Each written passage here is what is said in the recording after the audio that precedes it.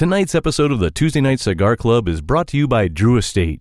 Come experience the rebirth of cigars at www.drewestate.com and download the free Drew Diplomat smartphone app today to discover nearby retailers, RSVP to special events, redeem points to win exclusive Drew Estate merchandise, and much, much more.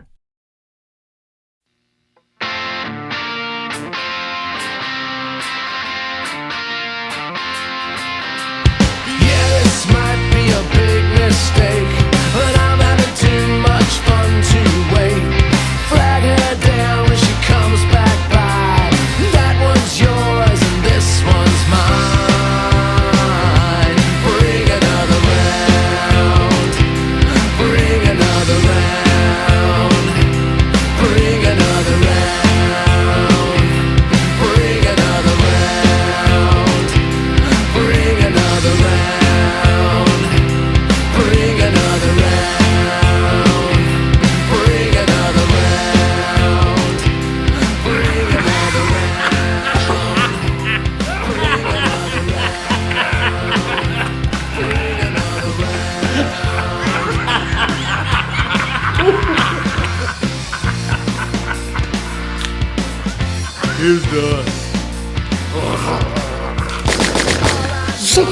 Good evening, brothers and sisters of the leaf. Coming to you live once again from, well, all over the fucking place.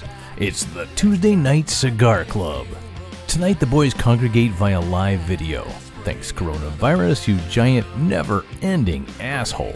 To discuss the impressive 2021 movie Night Drive while smoking the short but sweet T110 Capa Especial from Tatuaje, saddled up with a plethora of tasty craft beers.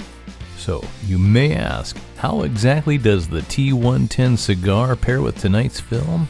Well, you're just going to have to watch or listen to the show to find out, folks. But I'll give you a clue, just this once. After the conclusion of tonight's show, stay tuned because I'll be back. I sounded a lot like the T800 there, didn't I? T800, T1000, T110. Yeah. You know, I know what you're thinking now. There's some expert level parent shit going on there. So let's not jump ahead into the future, but rather sit back, light 'em up, and enjoy the show. Chill out, dickwads. Dickwads, I say, chill out. I'll be back. So, boys, I hate to start things off on a somber note here tonight. Usually we save filling the boot of remembrance for a little ways into the show once we've all caught up a little bit. But the sad news just came down, and honestly, I didn't even have the heart or the strength to ask for a vote on this one. So I hope y'all will let it slide just this once. This one stings. I had friends and family members texting me, calling me, knowing that I was going to struggle with the news, and it's just been a rough stretch here to say the least. So in fact, it's been so rough. I'm going to be kind of candid with both y'all and the people out there. Try to be kind of transparent with everyone after all this time. I'm still a little bit in shock at the news, so please bear with me. I was trying to kind of rehearse this and get through it earlier, and it didn't go so great. So it's what friends do. I actually reached out to the doctor to say a few words for me tonight before we fill the boot of remembrance, and he's been gracious enough to prepare something. So doctor, if you don't mind, I'd just assume hand it over to you, and I'll just try to keep it together as best I can. I'm sorry, guys. Very well.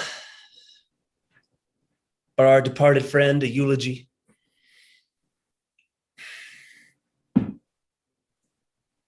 Oh, Steel Reserve 211 high gravity malt liquor.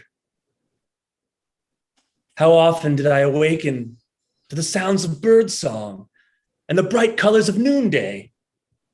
Literally at noon, because you had so befouled my head that I couldn't begin to move prior to that hour.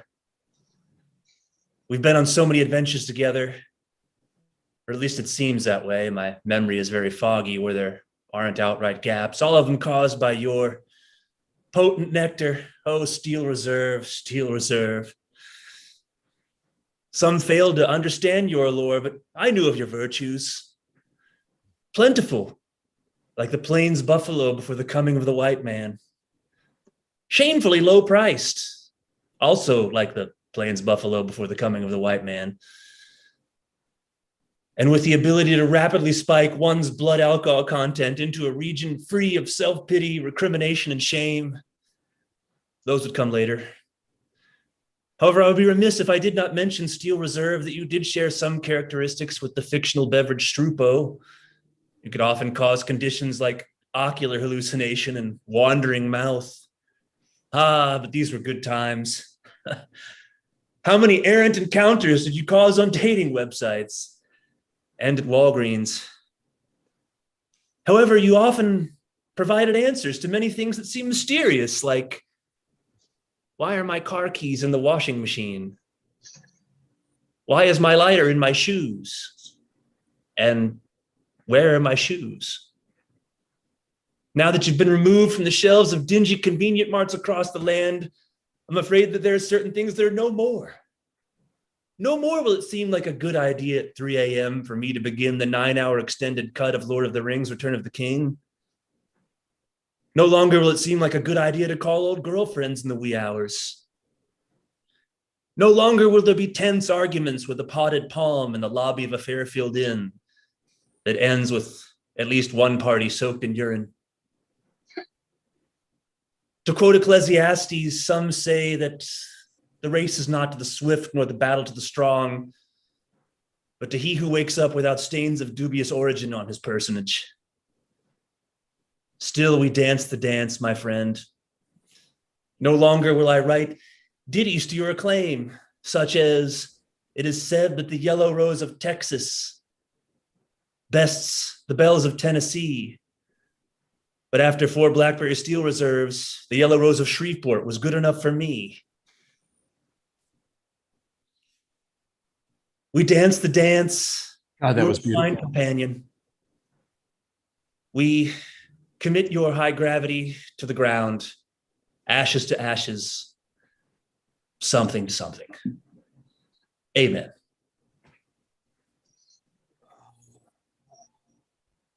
First of all, doctor, that was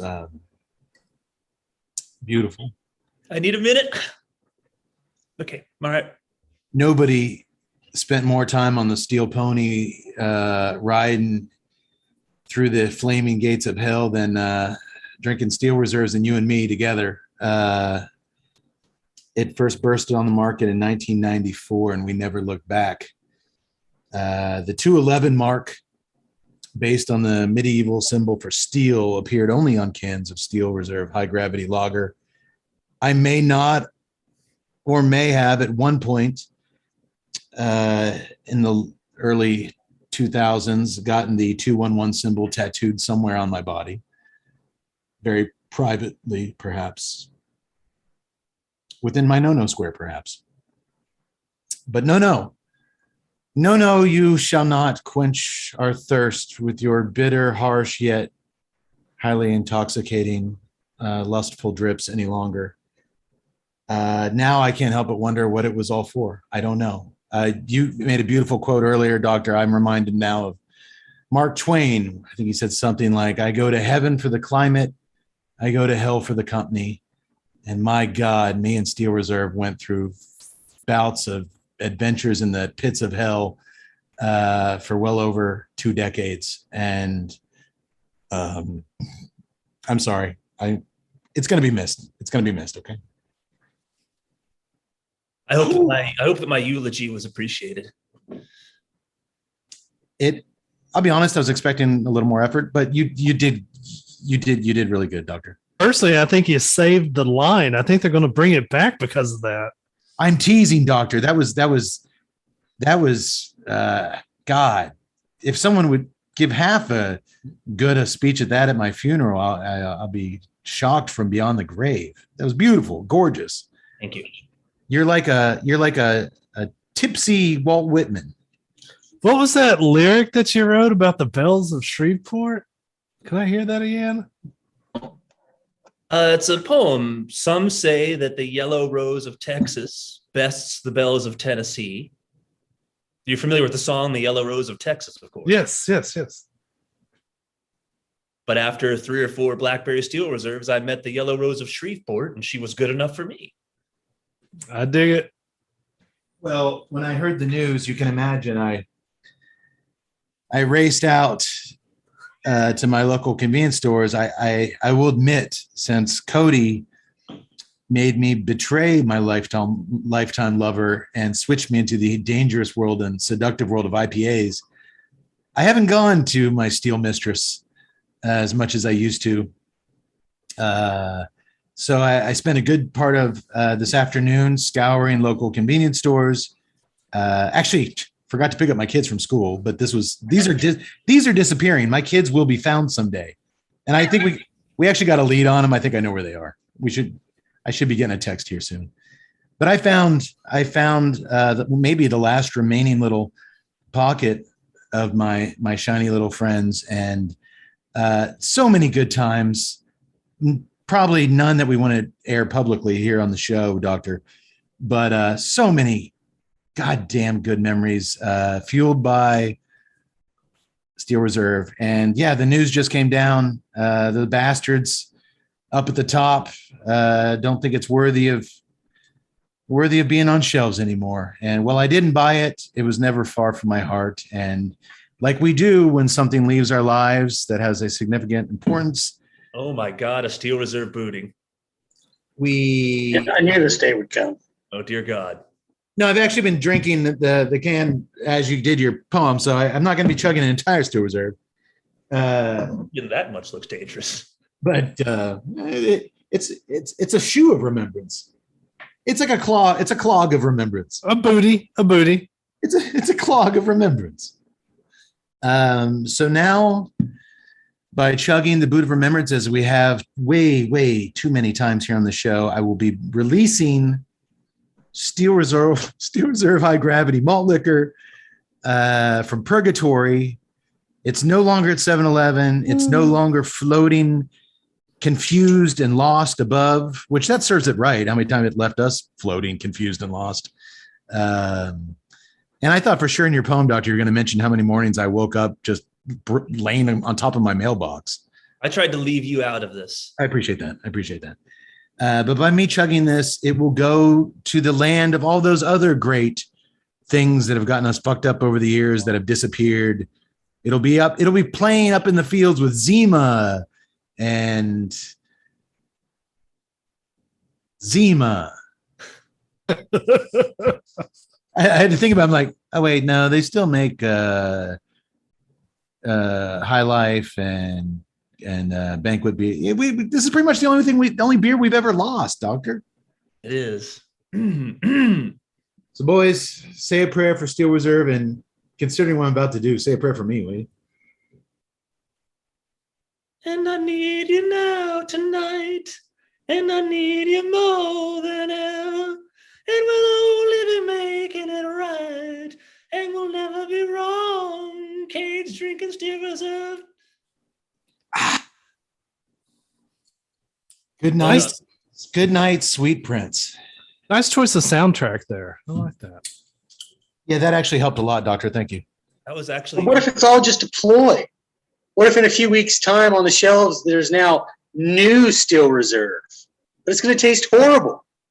Not that it would be that bit different from regular Steel Reserve. I want some credit for this. This brought it back, and I didn't even work for the paper. I memorized the damn thing. Well, listen, as cigar guys, I know a lot, myself included, a lot of cigar guys collect precious cigars, collectible cigars, limited cigars. And they're like, I'm putting this away for, my daughter's graduation. So in anticipation of one day, my oldest daughter's wedding day, when I sit back after the ceremony and light up a cigar, I will be pulling this Steel Reserve Blue Raz out of a cooler. By then it'll probably be, 15, 16 years old if I'm lucky. And I will share this with my son-in-law's dad. I'll be like, I have a little moment for us to share. And if he agrees to drink this with me, I'll know that we just got in bed with a really shady family. Also, by then it would just be still vinegar. Well, let it be. Let it be. Malt vinegar. Do you guys want me to fill the boot with this and drink it? I'll do it. No. You need to save it. Okay. But not for 15 years. 15 minutes. I was gonna say, for all we know, it has a shelf life that could outlast the human race. that's true. I'll get to that later. All right, boys. Well, thank you, listeners. I'm sorry to start the show on such a downer. Geez, as America's number one, fuck America, as the world's number one cigar, beer, and film party podcast, you come to us for the good times. You come to us for the party, and I promise we're going to turn this around right now. No more talking about malt liquor. No more talking about my no-no square. It is time to welcome everyone to the Tuesday Night Cigar Club, episode 144. 144? Boys, our reserve here in the corner of No Hope is still strong as steel, and it shall remain that way for at least another 1 or 2 episodes. That I can say with 100% of 90% confidence. Sure, that makes sense, but somehow it does. You guys ready to smoke a cigar, drink some craft beers? Would that make you two snobs and the other squares happy? We drink some craft beers. I'm And, good with Yes. this. and talk about Totally a movie. will. Talk about a movie? Well, if we must, we must. All right. It's Oh, I must. I got it. must. I gotta say though, this is gonna be really weird because I've never drank Steel Reserve and done anything productive. So this is the Why first. change now? This is the first for me. This is gonna be epic. After drinking a whole steel and then doing a 2.5 hour podcast, I'm gonna be like the Chuck Yeager of malt liquor.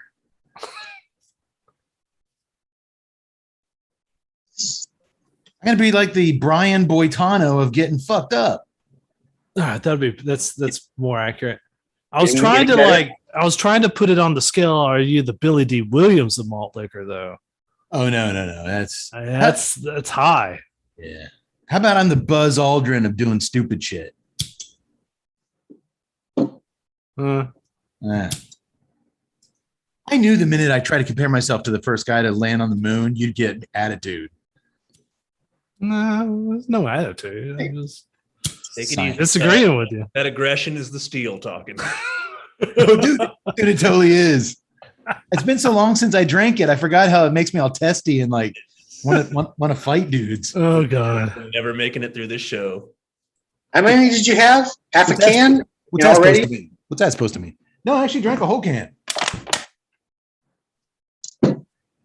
I'll be fine. And he's ready to fight dudes. I'm just teasing. I'm not fighting any What Look at dudes. his computer. Tense arguments with the potted palms. I'm just teasing. All right.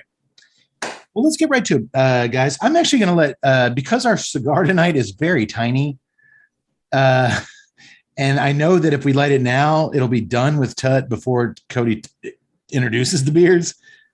Usually we do the cigar first. Let's do the beers first. That tracks. Let's do the All beers. right. Yak Boy, while I pour an actual beer for the night, stay away from me. The doctor, I'm going to give his vocal cords a rest after that gorgeous soliloquy he just delivered. Why don't you tell us what Tut's drinking tonight to pair with? Well, the cigar we're doing is the T110 Capa Especial by Tatuaje, and the movie, just so you know where the beers are coming from, is a brand new spanking movie called Night Drive.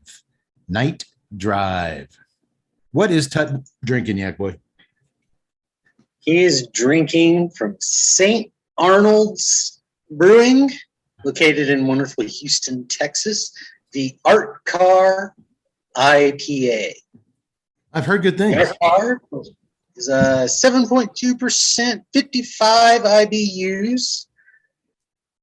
It's wonderful, delicious. Made, like I said, made by St. Arnold, which is the oldest craft brewery in Texas, started back in 1994. And of course, we have known St. Arnold's products many a time, all the way back to episode 13. We reviewed Can't Buy Me Love, and we did the Miadora cigar. Reviewed that with their lawnmower, fancy lawnmower, excuse me. Quite That's right. tasty. And I think you're having the same thing. Yeah, go ahead. The cat's out of the bag. I also am drinking the Art Car IPA. The Art Car, by the way, is a car that's featured in Houston, Texas, where I lived for a decade and where St. Arnold's is based. And it's basically this car that every year they artists paint. I think it's a Volkswagen Beetle, if my memory serves me right. But every year they repaint it and let local artists decorate it, and that's kind of a local Houston thing, the Art Car. So that's the inspiration for the name of the hometown brewers thing. I say this every time we do St. Arnold's. I'm amazed at how far they've come. When I lived there, my wife was in school, and a lot of her functions were at St. Arnold's, and it was in a warehouse. It was like an industrial complex. They had like 2 picnic tables and a couple taps. And now it is literally like 2 city blocks. It is like a beer garden that can fill 2,000 people, playgrounds, and, a huge kitchen. And it's just amazing to me how big it's blown up. But I remember I haven't had this in a long time, but I remember it being good. And just off the initial aroma and my first sip, it is very refreshing.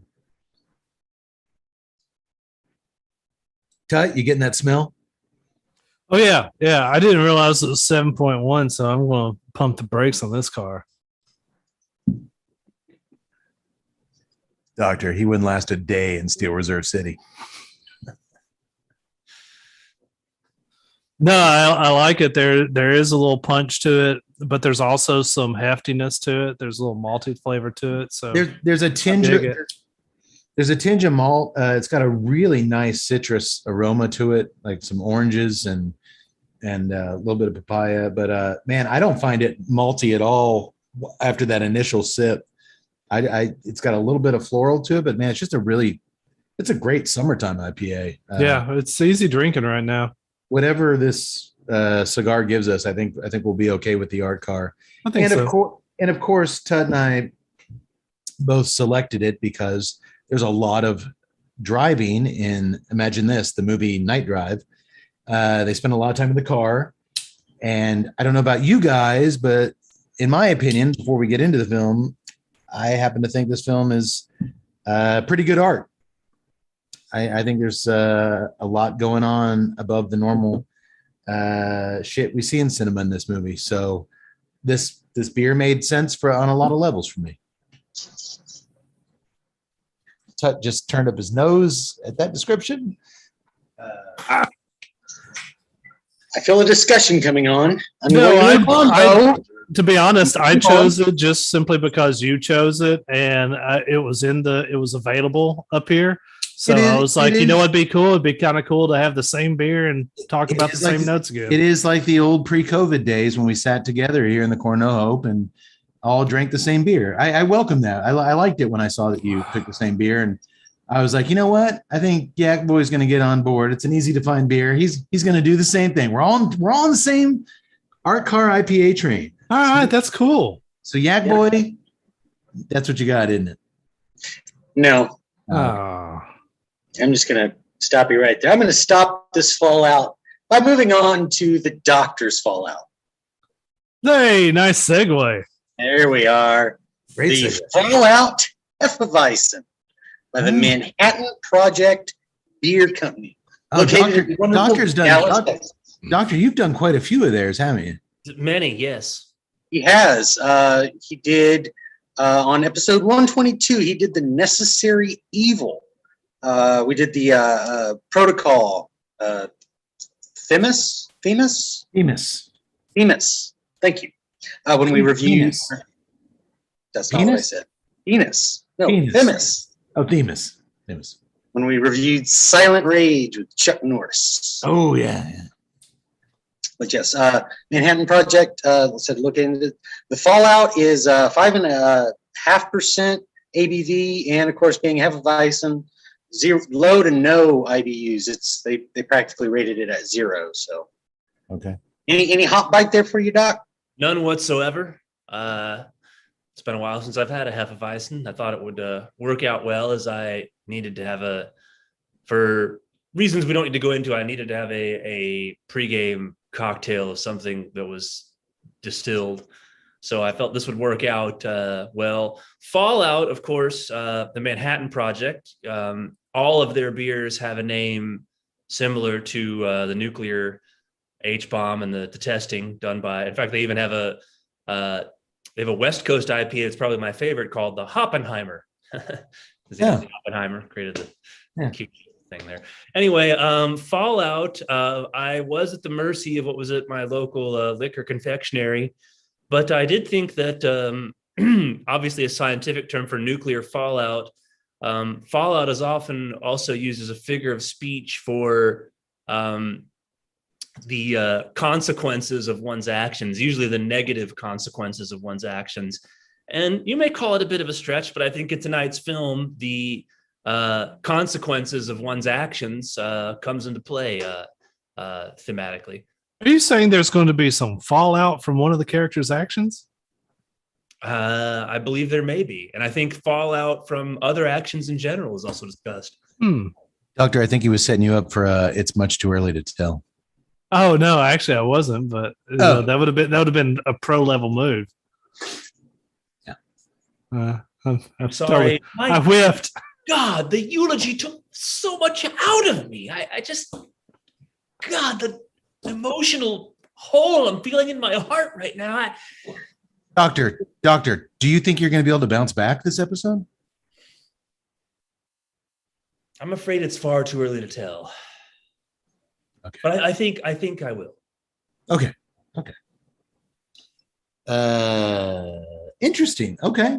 I have not had a Hefeweizen in quite a while, so you could certainly see yourself drinking that. You're heading out to Arizona in a few weeks, watch the ball games. That'd be a good baseball stadium beer. This would be a good golf course beer. This would go down pretty easy out on a warm day. But yeah, the total, as Yax pointed out, it's a Hefeweizen, that total lack of, I think because I certainly have drank more IPAs and more craft beers that are higher in bitterness in the last couple of years. So there's a little something lacking there. Yeah, there always is when you get hooked into that dark underworld, the dark web of IPAs. It's kind of hard to enjoy. We were talking the other day, or Doctor was telling me, that Yingling was starting to get out there, and it finally has arrived in Texas after years and years of trying. Yak Boy just got it at O'Brien's Irish Pub in downtown historic Texas. Says it's selling a lot of pints. People are loving it. Doctor mentioned that he's seeing it up there in bottles, and he asked me about it, and I was like, you know what? I used to love it. I used to have a friend who would bring me cases from Louisiana whenever they would travel. And when we go to the Barn Smokers, we drink it because they participated in some blending seminars and some customer interaction stuff at the Barn Smokers. But last time somebody brought us some, we used to get so excited here at the house because we couldn't get it in Texas. I just can't drink it anymore. I'm IPA guy. Like, it's just, I just can't drink a straightforward lager. It doesn't do anything for me anymore. You need to spread the love around, man. There's other forms of beer. I just where's the flavor? Where's the kick me in the nuts? Let me know you're there. So yeah, I actually have one in the fridge. Maybe I'll try it out later. Okay. Just to add one more thing, this would be a really good food beer. I can see this with pizza or wings. I can see that really helping digest whatever you were eating. Okay. That's a good note. Yak Boy, all that's left is you, sir. Just me. Just you. I am starting with the Sittin' Side Hazy IPA. No label brewing. Sittin' Side Haze. Sitting sideways. Okay. But it's inside haze. And it's got a little car on there. See, there's a, like you just said, there's a car in the thing. There's a car. Of course, it's the family truckster from Yeah. Christmas vacation. So I was like, I couldn't pass that up. And plus, then just the car reference. Well, Tut and I really can't talk shit because that's kind of what it does. Sit inside Haze, No Label Brewing. They're located in Katy, Texas. Started back in 2010. The Side Haze is 6.7%, 55 IBUs. It is at the time just there in Katy, which is located also near Houston. It was the third craft brewing operation to open in the Houston area back in 2010. And of course, now there's over 65 in that area. So just in, 11 years or so, that's how quickly they opened up. But it won't be my only choice for the evening. Of course, I had to get it simply because there's no connection, but just for the name, the McConaughey's. All right. Exactly. All right. I couldn't help it. It was right next to it. I was like, hey, there's one with the car on it. Wait, what's this? McConaughey's. Hey, Yag Boy. I was kind of disappointed. Yag Boy, you got a pairing connection? Be a lot cooler if you did. All I was really hoping for is when I open up the can, when you crack that, it opens, it just goes, all right. Hey, all you gotta do is just keep drinking, man. DRINKIN. Hey, this beer has got some fucking muscle.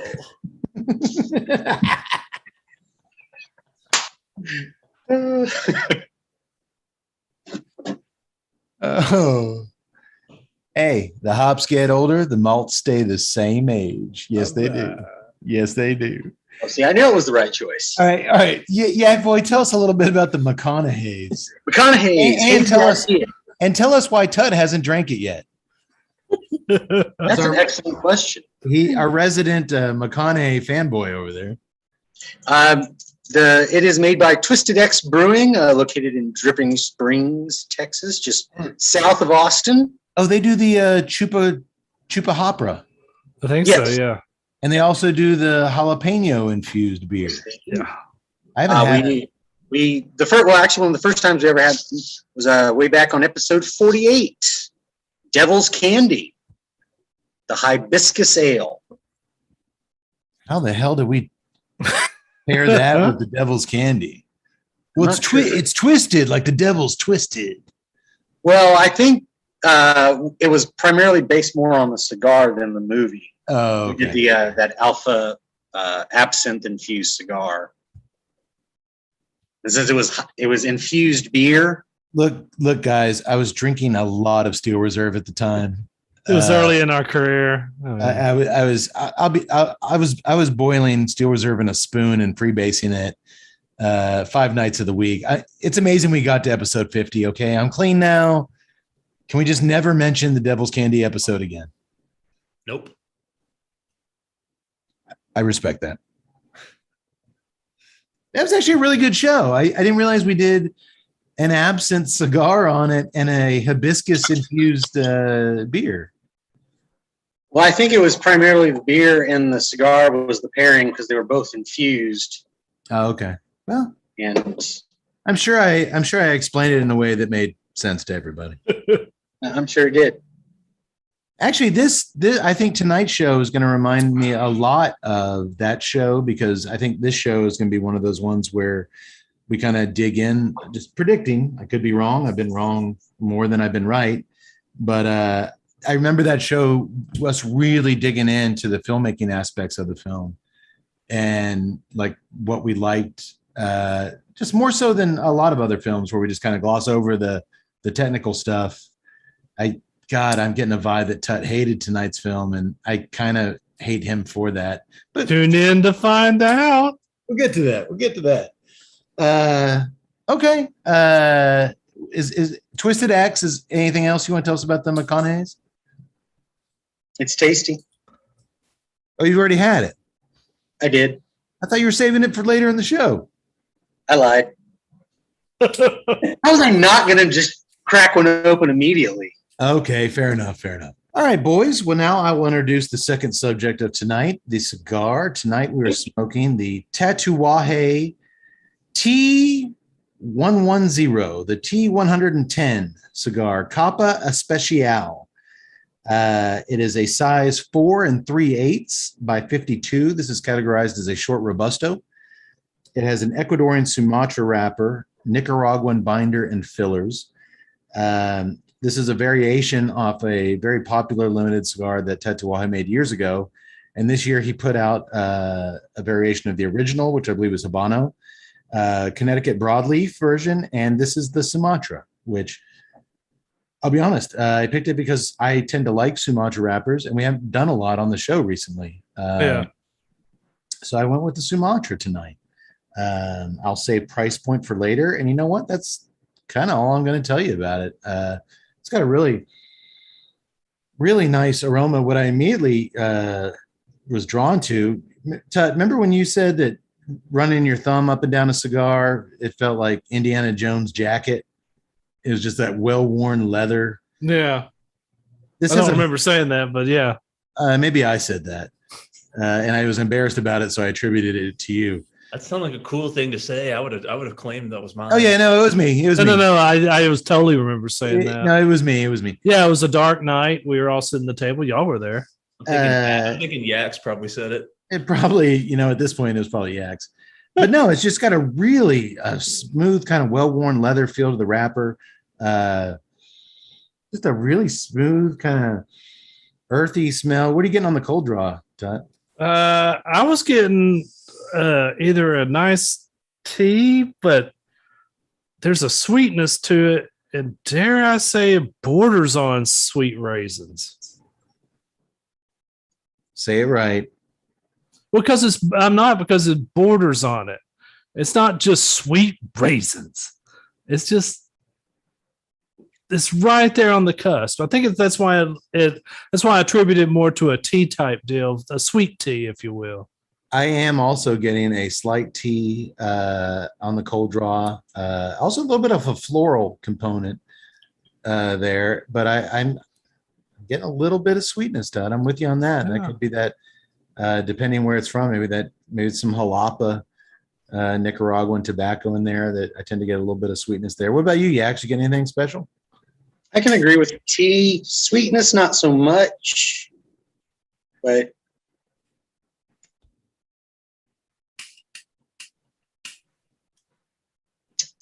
definitely, I can definitely say that tea component is definitely there.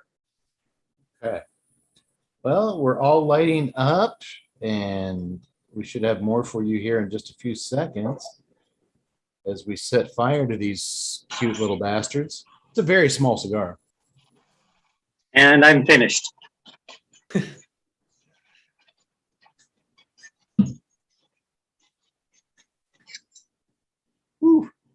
Nice little pop on the nose. Nice little pepper pop on the nose. Draws like a dream. Really smooth draw. Not going to be any issues there. And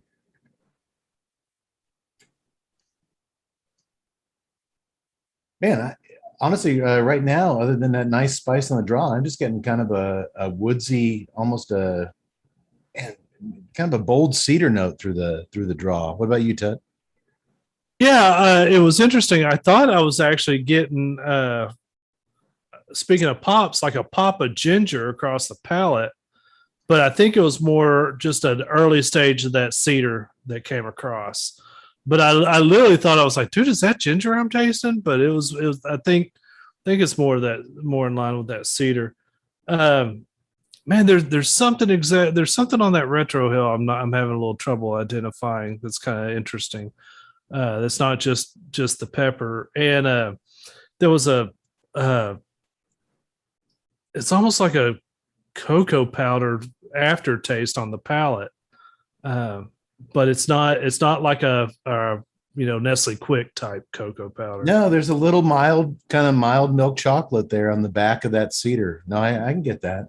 Was I the only one that when Tut said, speaking of pop on the red draw, I'm getting notes of Papa John's pizza? Yeah.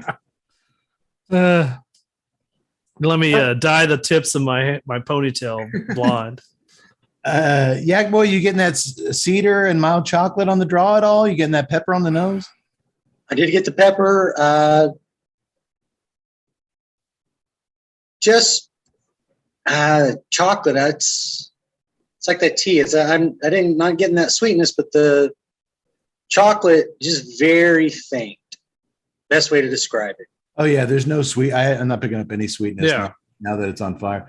Tut, I think that is what you're getting combined with that pepper on the nose on the back end. Are you getting a little bit of a toasty breadiness on there? Maybe. That wasn't what I was hunting for.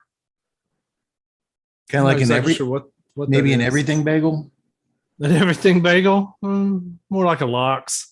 No, I thought maybe there was a little subtle toasty kind of bread note there on the mixed in on the back end of that pepper spice. Yeah, that cedar is really kicking on that palate now. It is, and it's actually augmented with the beer. I actually try to give them a little bit of space because if I follow up a cigar right after I drink, it's just nothing but cedar coming through. And it's an interesting cigar, so I don't want to just lock it in. Well, smoke slow, my friend, and take it easy. I'm already done. And just space it out a little bit. We'll come back to it. Speaking of beers, speaking of cigars, as we just explained, our initial impressions of the Tatuaje T110. Y'all know who makes some really flavorful cigars, boys? Who's that? That's right, yeah, boy. Our good friends over at Drew Estate. And one of their most flavorful offerings in their vast portfolio is the Herrera Esteli Miami, crafted by Level 9 Cuban rollers at the famed El Tite de Bronze on Calle Ocho. The Herrera Esteli Miami line is expertly rolled with a lavish. Lavish. Dude, you nailed it last time. I nailed it once last time, and I fucked up the other one. A lavish Ecuadorian Habano Oscuro wrapper over a rich Ecuadorian Sumatran binder. With select fillers from the Dominican Republic and Nicaragua, the new look of Herrera Esteli Miami features rich black and gold packaging and is available in 5 sizes. This tasty cigar is now available at Drew Diplomat retailers everywhere, so go get you some. I'd also like to take a moment now to talk about something else very cool, Cigar World. Cigar World is an online site for cigar smokers. There you can get cigar news, reviews, and a whole lot more. Also on the site is a cigar research panel called the Testing Lab. Everyone asking and emailing, where was the doctor last episode? He was in Cigar World. He was at the testing lab. He had business to take care of.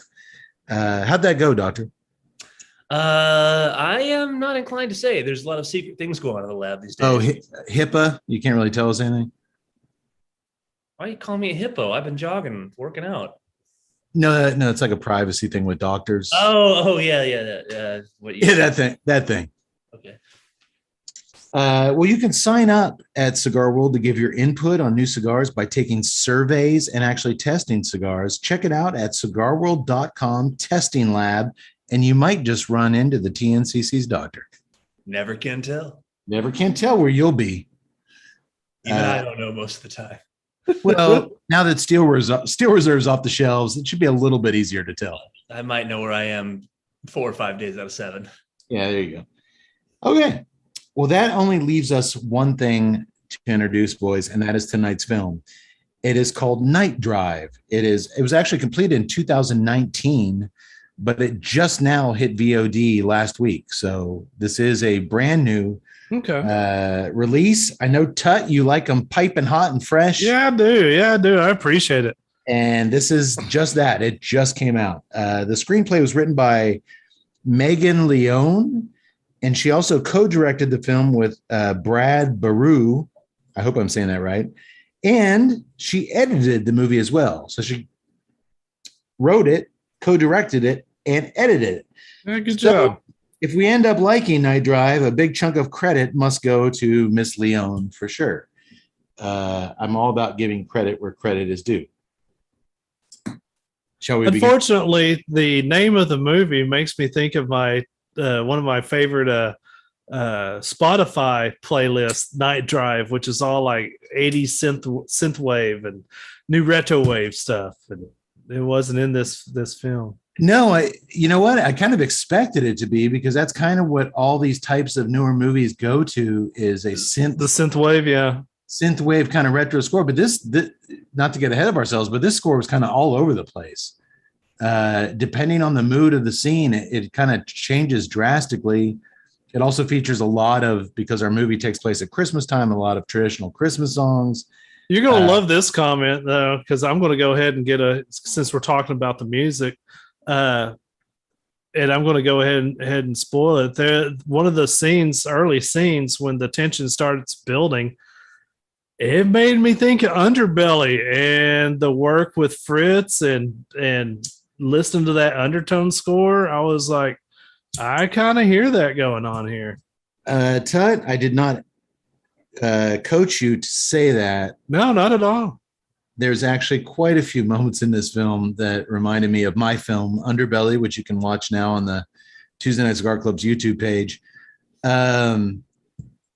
There's a direct moment towards the very end of the film where some dialogue from my film, Underbelly, is pretty much word for word used in the end of this film. And I found that, since I was already seeing some kind of, like you said, a few things that reminded me of my movie. Maybe that's why I like this movie so much. It reminds me of me, and my ego knows no bounds. All right, well, let's get things going here.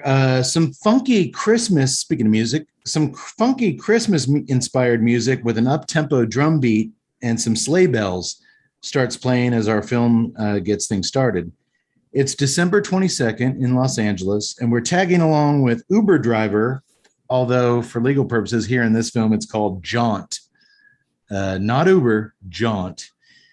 Jaunt driver Russell, played by maybe my favorite working American actor today, A.J. Bowen. We featured him several times here on the show before when we discussed films such as The Guest. He was the FBI guy's handler, who was like always bumbling his like travel. Oh my goodness, yeah. But dude, he was the main guy in The Sacrament, the documentary filmmaker who went to the Jim Jones Island. He was the lead interviewer, the star of The Sacrament that we did. Oops. That I remember. I'll get chastised a little bit for still not having seen The Guest. But he was a good also, movie, man. So I guess he kind of has a partnership with, I guess, is it a Ty West? Okay. He was also in a really good movie you should check out, House of the Devil by Ty West, but he was also in two brilliant, well, I'll say one was brilliant, one was fun. Adam Wingard, who directed The Guest, his first real kind of indie movie, A Horrible Way to Die. Yeah. A serial killer movie, starred A.J. Bowen as the serial killer. And that's where I first fell in love with this actor. But then in one of his previous later films, You're Next, which actually went to theaters, he played a smaller role in that. And I just fucking love this actor. And I literally picked this movie tonight. I didn't pick it sight unseen. I watched it because he was in it. Yeah. And that actually says a lot, because there's not a lot of actors out there these days that I'll watch a movie just because they're in it. But I've always really liked this dude, and I had high hopes going into this because he was a part of it. And he was great in The Sacrament, Tut. I remember really liking the movie. I liked all of it. I think why I don't remember him is that he was overshadowed by the June Jones actor. That dude delivered just a gangbuster performance. Well, that guy was responsible for eating up the scenery. This guy he had to be more grounded and he provided the foundation for the other dude to eat. And exactly. hasn't Bowen pretty much always had a beard in all of his previous stuff too? Seems like it. The first one I can remember where he was unshaved, where he was clean shaven. I mean, yeah, it seems like he's always. Are you saying that's why I like him, Doctor? Because he's got a beard like me? No, I was saying that might be why Tuttle failed to recognize. Oh, because he was clean. Oh, okay. And thank you for reserve aggression coming out. But thank you for providing me cover. I'm sure that's the reason why I didn't recognize him. That was the Steel Reserve time. I understand the Steel Reserve aggression and realize that I'm gonna have to overcompensate for it. I know it. Like I said, I've done this dance. I'm gonna be honest. I kind of understand why they took it off the market. You called a psycho. I didn't say anything to you. So Russell is driving around all around Los Angeles, picking up passenger after passenger in his shiny white Porsche SUV. He's friendly enough to his passengers, even if they all make the same small talk with him over ride after ride after ride. How long you been doing this? Do you drive for any other companies? What's the furthest drive you've ever done? This is why I don't believe in small talk. Every day it's the same old from these people. But you know what? He even somehow keeps a smile on his face as a fat Santa gets mayonnaise from his Subway sandwich all over Russell's back seat. Hey, he's cool with it. He's a good guy. Night comes, and as Russell's on his way to a Christmas party, he gets a notification on his John app that a woman named Charlotte has requested to be picked up from a rather shady part of Los Angeles. I just want to mention here before we get any further that the cinematography in tonight's film by co-director Brad Baru is gorgeous. The camera movements are smooth and purposeful. It's all very well choreographed. And for all the interior car footage involved, they shoot it all very traditionally. There's no shaky handheld back and forth driver to passenger. Totally appreciate that. And all of the exterior shots of Los Angeles are wide and well framed and just really beautifully shot. And I also dug the use of establishing shots throughout the movie. Before we'd go into another scene, we'd get a shot of the skylight, with a street sign in the foreground. You don't see those little touches enough, those little aesthetic editing touches anymore. Simply stated, I love the look of this film, and I was curious, Tut, if you would agree, because it was beautiful. Yeah, I do agree. And I don't understand why there's a trend away from the establishing shot, because I love it as a scene setter. It gets me in there and it gets me kind of prepared for what's might be transpiring next. And I agree with you. I love the fact that they didn't go handheld through the car rides, which you see quite a bit. This was all very, very smoothly done. And, I even like a lot of the color choices here. Again, my mind, just simply because of the title, was thinking retro wave, and I was half expecting to see the pinks and oranges really popping almost to a neon type setting, and they never did that. It was shot very, very precisely. I appreciated it. Also, too, I think, and of course, we had a friend, Cade, that lived in LA for many years, but LA really has, I've only been there once, but from what I understand it, obviously it's one of the largest cities, but there's also a sprawl to it as compared to like Manhattan. The actual island isn't that large. It's just everybody's crammed in on it. There's a real kind of urban sprawl to LA that it's not help that. It's not. I agree. It's not dense by any means. You're right. There's not that. Even Houston has that density of the downtown to it, like New York City. And then, much more so with Houston as you kind of get out of downtown proper. But LA is just, I don't know if it's the flatness of the landscape, but yeah, it did seem like while we were there, and I've only been out there, twice, I think, 2 or 3 times. You can be in the heart of Hollywood, and a couple blocks away, you feel like you're in a small neighborhood. Yeah.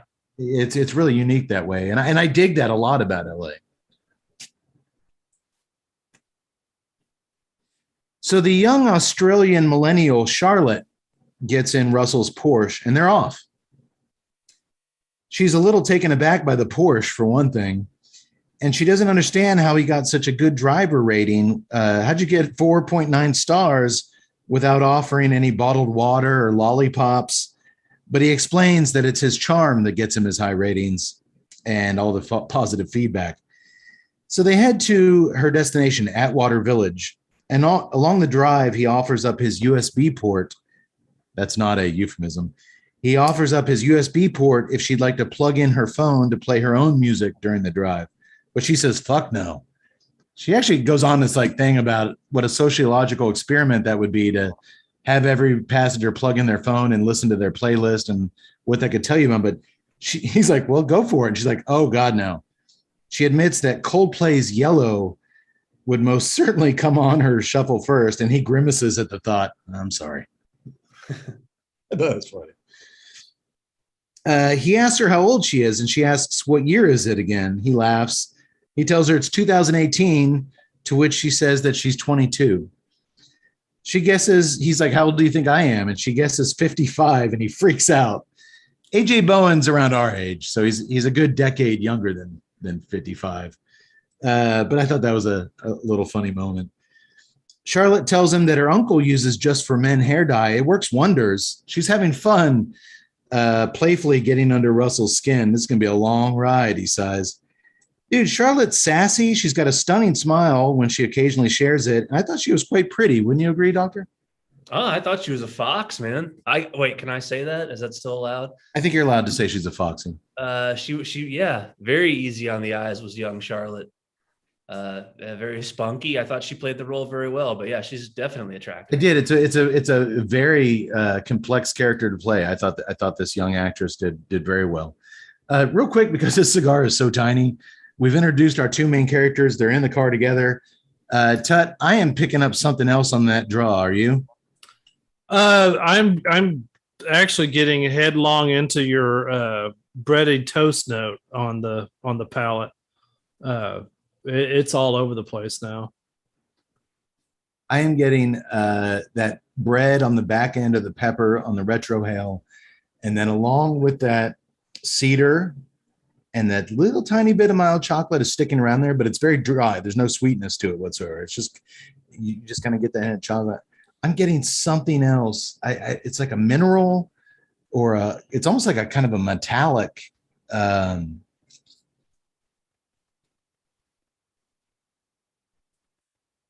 Yeah, I think it's hiding out there. It's high. There's something, but that definitely makes sense with the years. Is if y'all were going to be tasting similar things, but that you mentioned the metallic.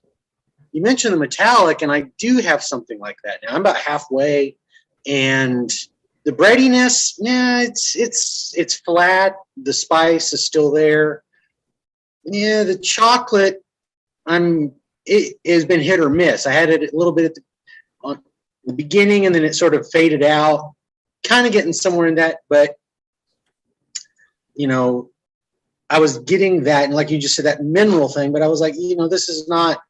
I wasn't expecting it to have a mineral or. Well, it's got Nicaraguan binder and filler, so. Yeah. Well, yeah, but I didn't think it was going to be as prevalent, I guess. Yeah. But then again, hearing y'all describe stuff, I started thinking, well, y'all both have the same beer, so maybe you're getting. I don't think I'm getting metal from the beer. No. But you said, that metal makes sense. You did have that Steel Reserve. I did drink a Steel Reserve. I'm getting notes of steel. Pittsburgh hammered American-made steel on the draw. But you said, you said that metallic element in the cedar and the yes, that actually you kind of got a little bit of that too. I did, and I was wondering because you were describing things, but then I'm like, it's like is my beer making me taste something so radical? But it's not something I'm opposed to. It's kind of an interesting. It's kind of an interesting note to get. So okay, well that's delivering something new here in that middle section. So if it's cool with you guys, I'll keep. And by the way, my beer, Tud had mentioned maybe the beer might separate it a little bit. I don't think I'm getting any conflicts between the Art Car IPA and this.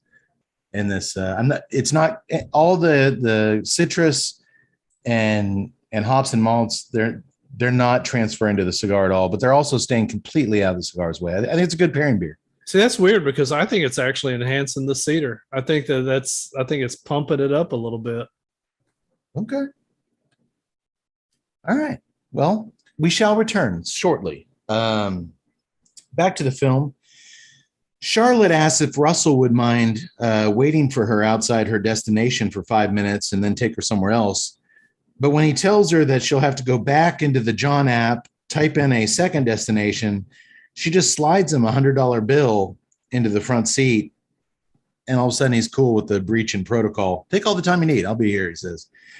When he mentions that, I actually do have a Christmas party to go to later, though, she slides him another $100 bill and problem solved. He says, I'm yours for the night. No biggie.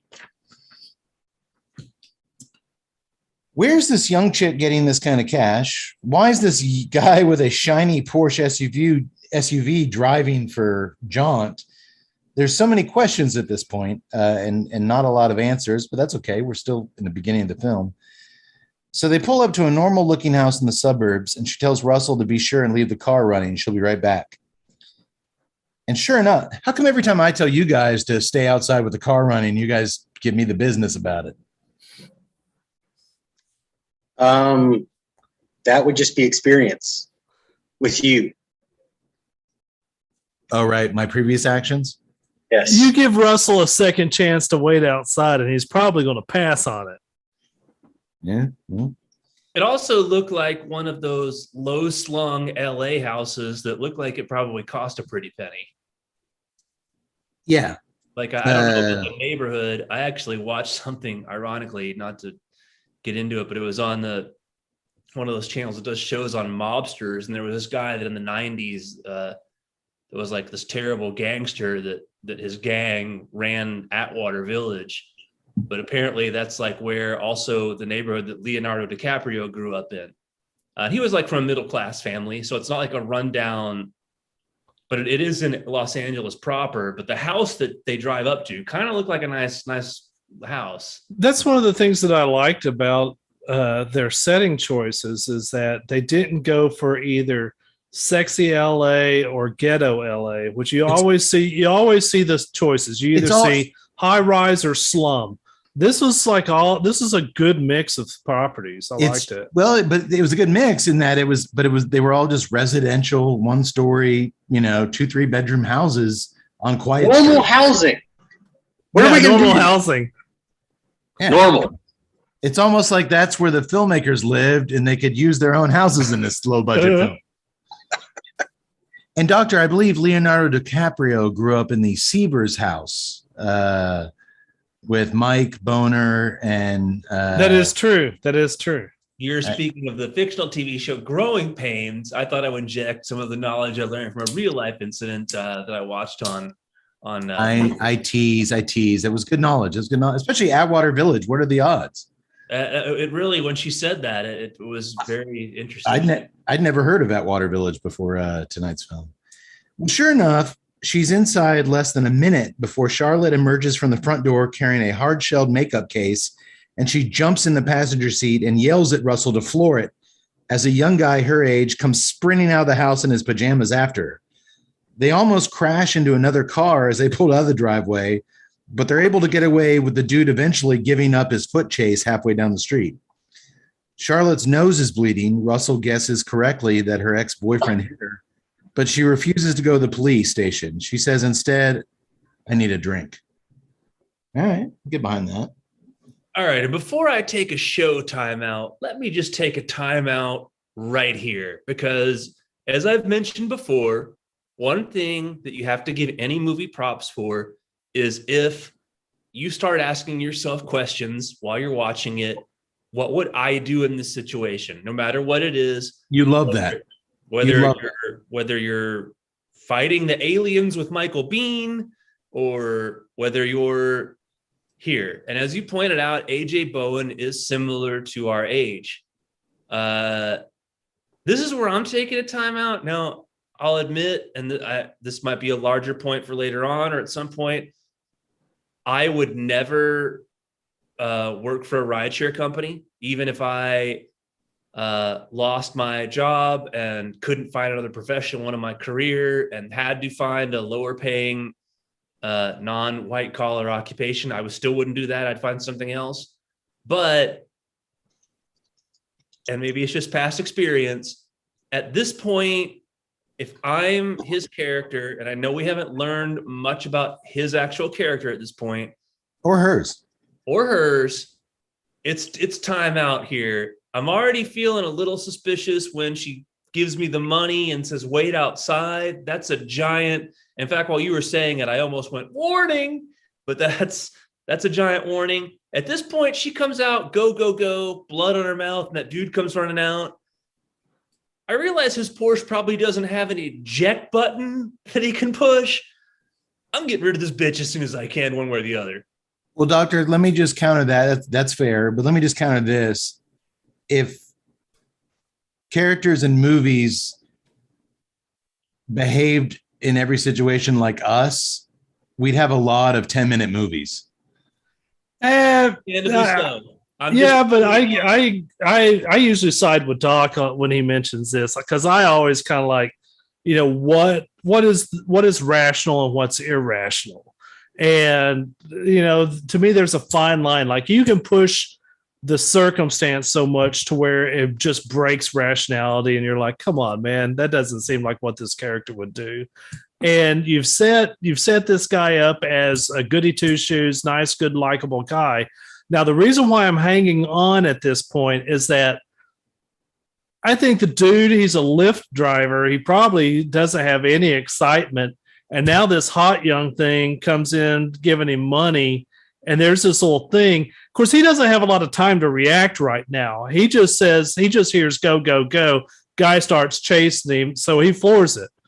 Now, later on, we'll see whether I'm hanging in there with him. But right now, I'm going to be okay. And I'm not complaining when you say that, Cade. Like, you're right. I'm not complaining that it should have done what I did. Like I said, it's making me it's putting me. This movie is drawing me in to the what would I do situation, which is a positive. That is an overwhelming positive. It always is. I'm just sitting here going, at some point, this is where I start thinking to myself, bitch crazy. I don't know if at some point I just kind of lean over and go, hey, what's that? Open the door and shove her out. There's just so many ride share stories from Uber drivers, so much worse than this. You would think, and that's what I'm going to say is he's been doing this where he's got himself a 4.9 star rating on this app. He's done it for a while. He's established himself. He knows the ins and outs, and he's going to have dealt. And it's, first of all, it's Los Angeles. I'm sure he's had to have dealt with day drinking, whatever, and obviously messy Santa in the background with this sandwich and people asking him stupid questions or the same question. So it's just one of those things where I was more expecting him to be like, well, that's about the third time this week. And I'm with Yax there in that this is LA. This can't be the first chick who's gotten into his ride share with a bloody nose from escaping an abusive it also boyfriend. sets a precedent. Sounds like the after show of a TNCC podcast. Well, yeah, but he accepted the cash money so quickly. So that means he's used to this. Yeah, I mean, he's been doing it for a while. And I just got the idea of this isn't the first chick who's left some kind of abusive situation and gotten into his car. And when she says she needs a drink and she slid $200 to him for the night. All right, I know a place nearby where we can get a drink. He's a nice guy. So let's move forward. Well, you know what? I technically fulfilled our contract and I still got a Christmas party I got to go to. How about another Hyundai for Tutty? That would have been the consummate businessman right there. Actually, the first Hyundai was to take her away from the house. The second Hyundai was for him to stick around. So she doesn't owe you any more Hyundais, Tud. No, I get another Hyundai somewhere out of it. Is that what you're calling it these days? It's what the kids are calling it. So Russell takes her to a very quiet. They're not really calling it that. You would know. You're back in college. We don't know what the kids are saying. I still don't know what the kids are saying. He takes her to a very quiet, low-key bar nearby for a drink. They're the only ones sitting at the bar, and I loved the aesthetic look of this particular bar a lot, with the strings of Christmas lights shining from behind the liquor bottles, and then they had that tempered cathedral glass behind it where those Christmas lights were also. Doctor, if you remember, A.J. Bowen's first film with Adam Wingard, Horrible Way to Die, it's known for the only lighting they used in the film was Christmas lights, which this kind of brought me back to where it all started for him. But I just love the look. It kind of reminded me of the Pirate Bar with Chalice and Halloween 3. It was just a really cool, quiet, dark bar. I love the look of this bar. I don't know. Chalice bar was more depressing, but yeah, I can see that. Well, far more, because Chalice was doing shots at 11 in the morning. Hey, if they had Uber back then, he was taking Uber back to the hospital. Well, they both get a pint, and Russell toasts to world peace. Okay, she sighs, unimpressed. He's drinking a half pint to every one of her sips. And while he's drinking, he reveals that he used to share an office space right down the street here. And it was there that he developed the popular travel app Far Away, which she's heard of. She's like, oh, wow, that impresses her. But then he tells her that his business partner bought him out right before going public with the company and making millions. Ouch. That would explain your sweet ride, she says.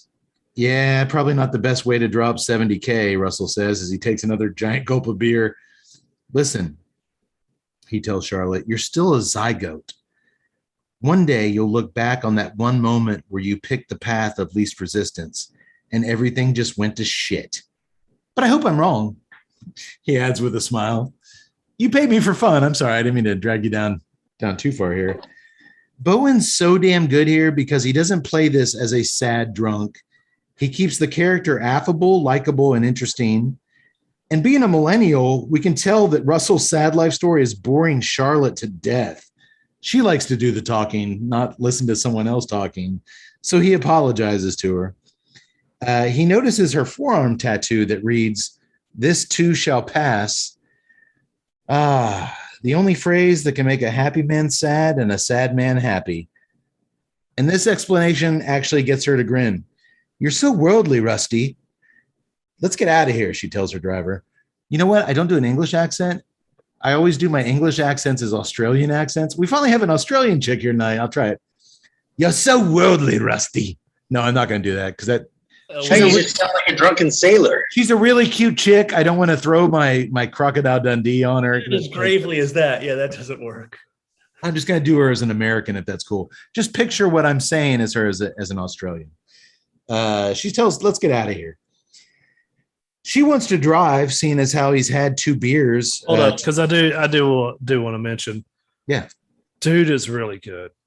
He's fucking Rusty is really, really good. I really enjoyed his side of the banter. There is a coolness to his delivery that walks that line of energetic, but not too energetic, purposeful, but not over the top. I mean, I never got drawn out of anything because of him. I was like, he's just so good at his delivery. If anything, Tut, I get drawn more in to the conversation because of his delivery, his nuances. It all is so natural. And every movie he's in, it's so different. You can really tell that he's created a character and he thinks about every expression and every delivery. And we just don't see that a lot. No. And I just love watching this guy on film. I agree. I really did enjoy him on this. I can't say the same about the actress playing Charlotte, but I will say this. She's much younger, and as a testament to a young actress, she holds her own. She's doggy paddling frantically to stay up with this guy, but she doesn't sink any scene she's in. Okay, well, since you said that, I have some issues with her character, but I don't know the production well enough to know whether I have issues with her delivery or the character writing or the direction of her character.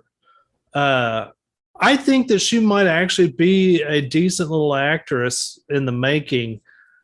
I don't know whether it was directing or just the writing, but there's something about her character that fails for me, and I'll get into it a little bit later. I don't want to get into it now. Okay. But I'm not sold that she as an actress is the cause of it. interesting divergence of opinion because, well, I have also been a fan of Bowen's for many years.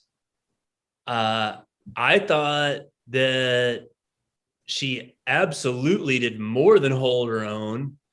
And if I'm sitting here, my thought is that she did, my opinion is she did exactly what she was told to do.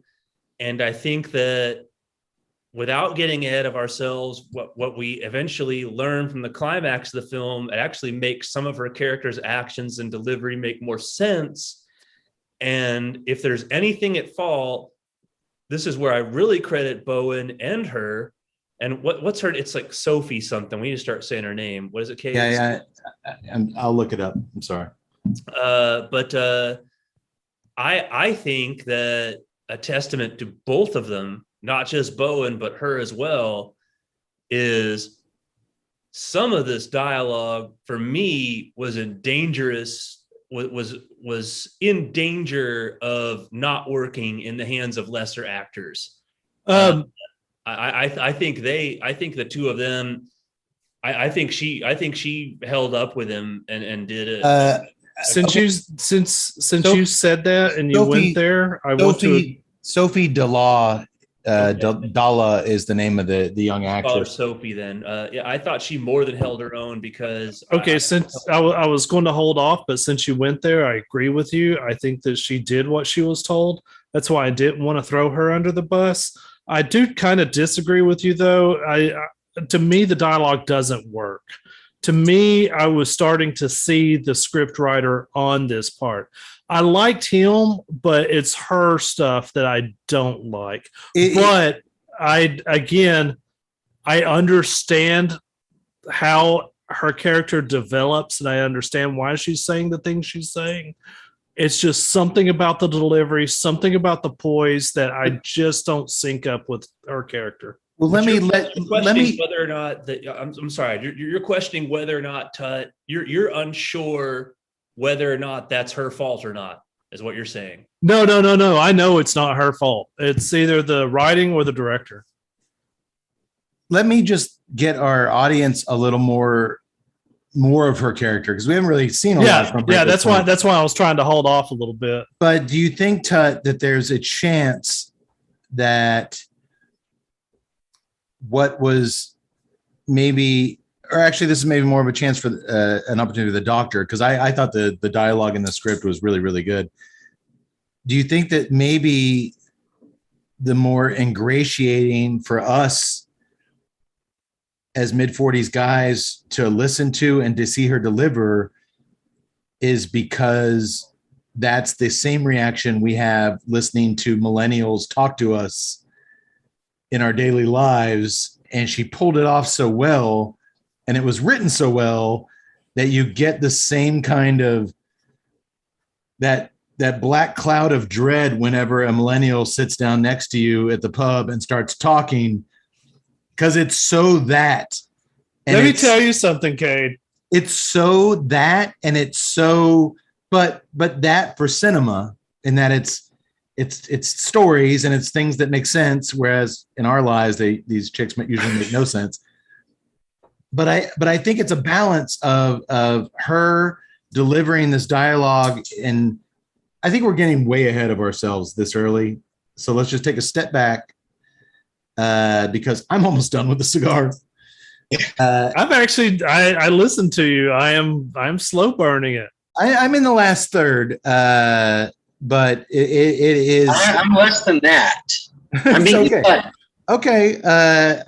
Yak Boy, are you getting anything? I knew this cigar was going to go quick. Are you getting anything in this final third that we haven't talked about before?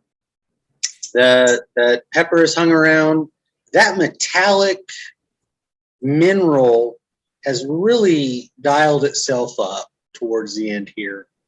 It's standing toe to toe with the cedar in the yeah. The final and now third. The breadiness part of that has actually really here in this last third picked up and rode and finished it out with that spice. mineral. Yeah, the breadiness on the back end of the retro, I agree, has picked up a lot in the final third. They're almost dancing partners at that point, equals. And then that cedar and that really unique mineral metallic note has really become amplified in the final third. Construction has been amazing. I mean, I've been talking my ass off. There's been no relights. It's a super straight burn line. Yeah. Smooth draw. Man, it's been a really interesting, fun little cigar. Before we move on, because once we get in this movie, I think we're going to want to keep on going. Are you comfortable at this point talking price point? Yeah, I just want to say that Tatuaje is not a brand that's often in my wheelhouse. There's only been one that I have really gravitated to of the brand, and that was because he said that he purposefully designed it to be more of a traditional Nicaraguan profile. Which one was that? We did it on the show, and I can't even remember it. Oh, the wine theme, the La Verite. Yes, I really like that. To me, other stuff is just not exactly in my palate, and I'm not saying that it's bad. It's just not in my palate. He admittedly, I mean, he makes spice bombs. They're very spice forward, very Nicaraguan forward, spicy cigars. But I usually love Nicaraguan forward spicy cigars, and I haven't really gotten that from the off brands. I don't know if you smoked enough, because I mean, there is. I really like. I can't pronounce it. One of his side brands. Shit. Starts with an L, and you'll know Cigar Smoker what I'm talking about. It's got some wonderful complexity to it. I also love his small cracker crumb surrogate cigars. Okay, then. And maybe you're onto something that I need to smoke more of it, because admittedly I don't gravitate. I don't go for the brand. So maybe it's my inexperience with them. And also he makes a damn good budget cigar, the Series P, which is a Sumatra wrapper like what we're smoking tonight. Yeah. And on Cigar Monster from Famous, you can get them for like 70 something for a box of 20. Yeah. And it's a damn good budget cigar, perfect construction. And it delivers a really nice flavor profile. I will say that I have really loved this cigar. It gives me a lot of what I like. I love when you can mix that breadiness with the mineral. I love it when you've got spice, but that undertone of that dry chocolate, not sweet, but just that dry chocolate hint. I'm liking everything about this cigar. The only thing that I don't like about it is its size.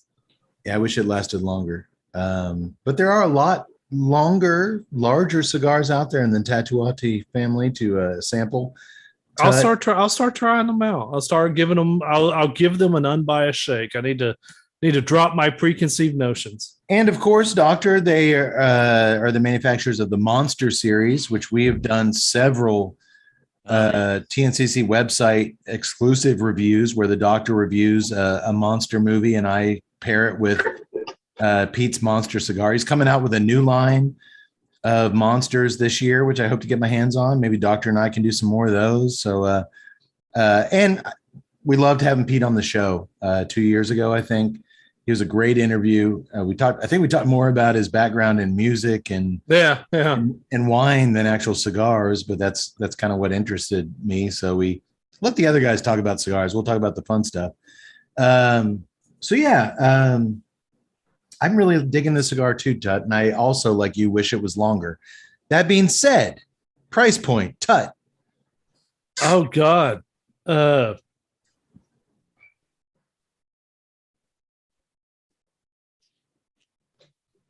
are limited. Each, like I said, the Habano, the Broadleaf, and the Sumatra we're smoking the boxes were limited. I'll go $9.50. $9.50. Yak boy. Well, since Tut took my price exactly, I'll go $9.75. $9.75. Well, shit. I guess I'll go $9.99. Let me read what the actual price is. $10. Okay. Oh, I win. That's not terrible, man. That was a 50-cent spread right there. Yeah, you guys came really close. Obviously, I knew the price. So yeah, $10. And like I said, if you go slow with it, you're gonna get some really cool stuff. Yeah. Don't smoke it fast, but it's the construction is phenomenal. The flavors are really spot on, and this might be a new top 5 Tatuaje cigar for me easily. Yeah, And it's a good quality for cigar. $10 for just the just the level of the construction and just what you just said, everything in it, it is a fantastic smoke. I think so too. Yeah, I'll pay $10 all day long for that.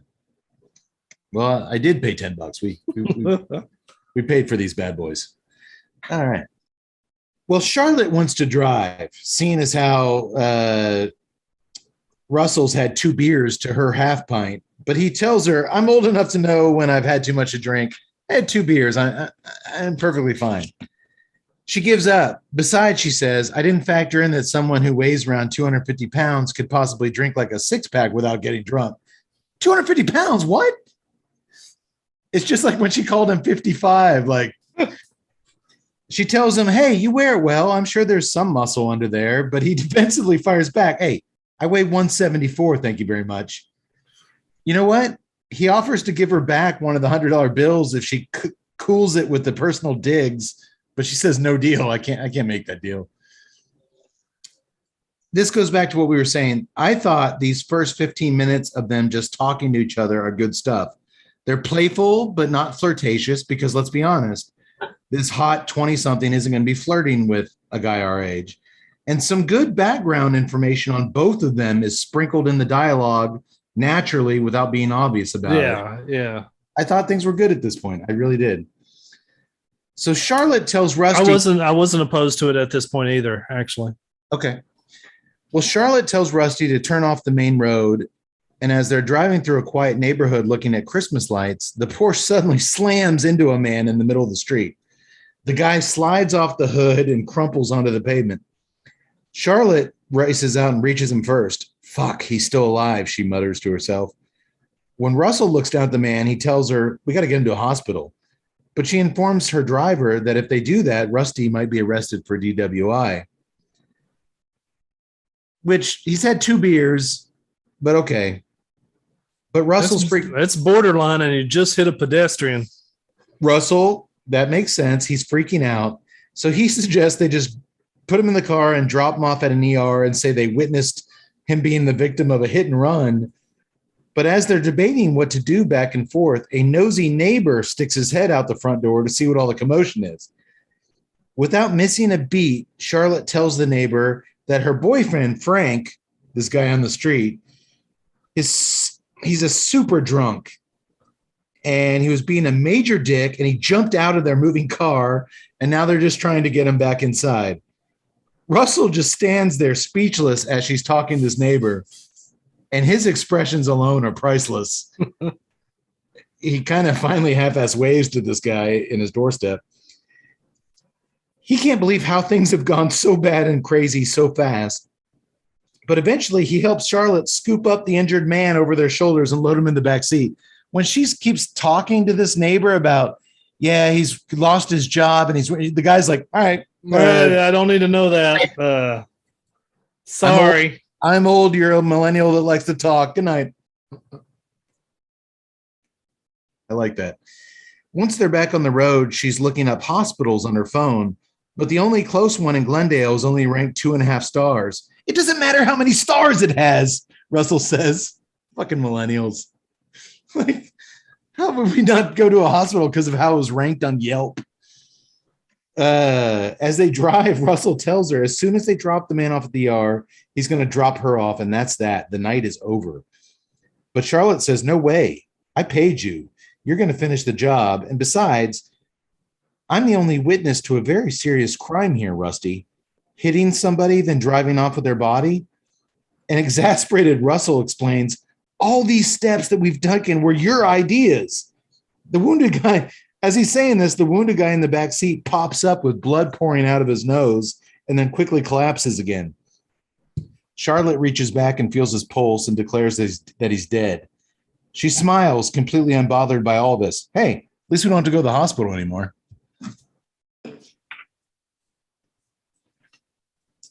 They pull over and Russell is freaking the fuck out naturally. This isn't happening. This is a nightmare, he keeps saying. He's almost on the brink of tears as Charlotte attempts to check the man's pockets for goodies. Not like he cares, she giggles before Russell swats her hands away from the guy.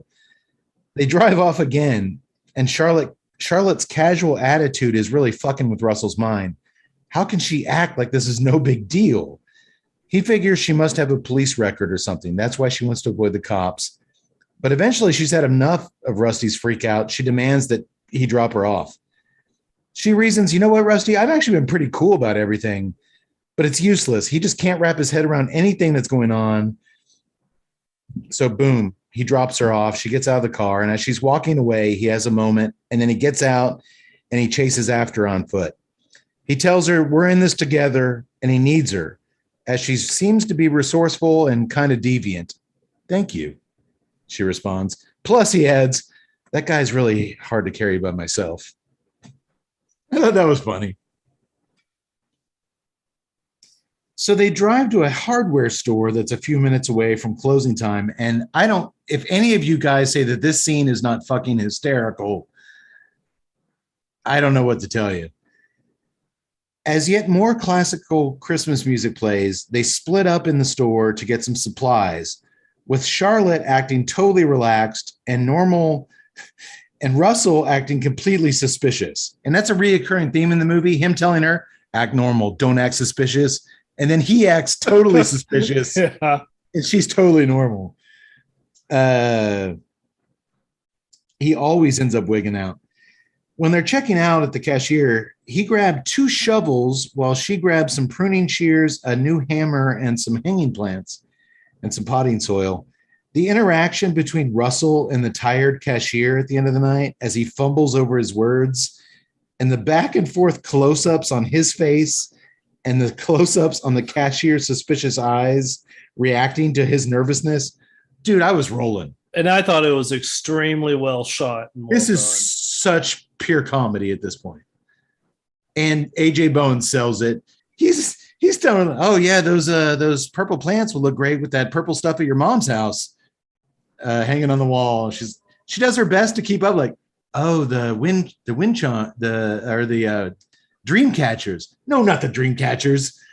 The things with the wind that blows through, and it's wind chimes. Chimes. Dude, he's just incapable of maintaining any sense of, dude, it was just comedy, and it's so funny. I loved it. I was rolling. He's trying to play it so cool by making up a story about them doing some late night gardening at Charlotte's mother's house, but it all just comes out as verbal diarrhea.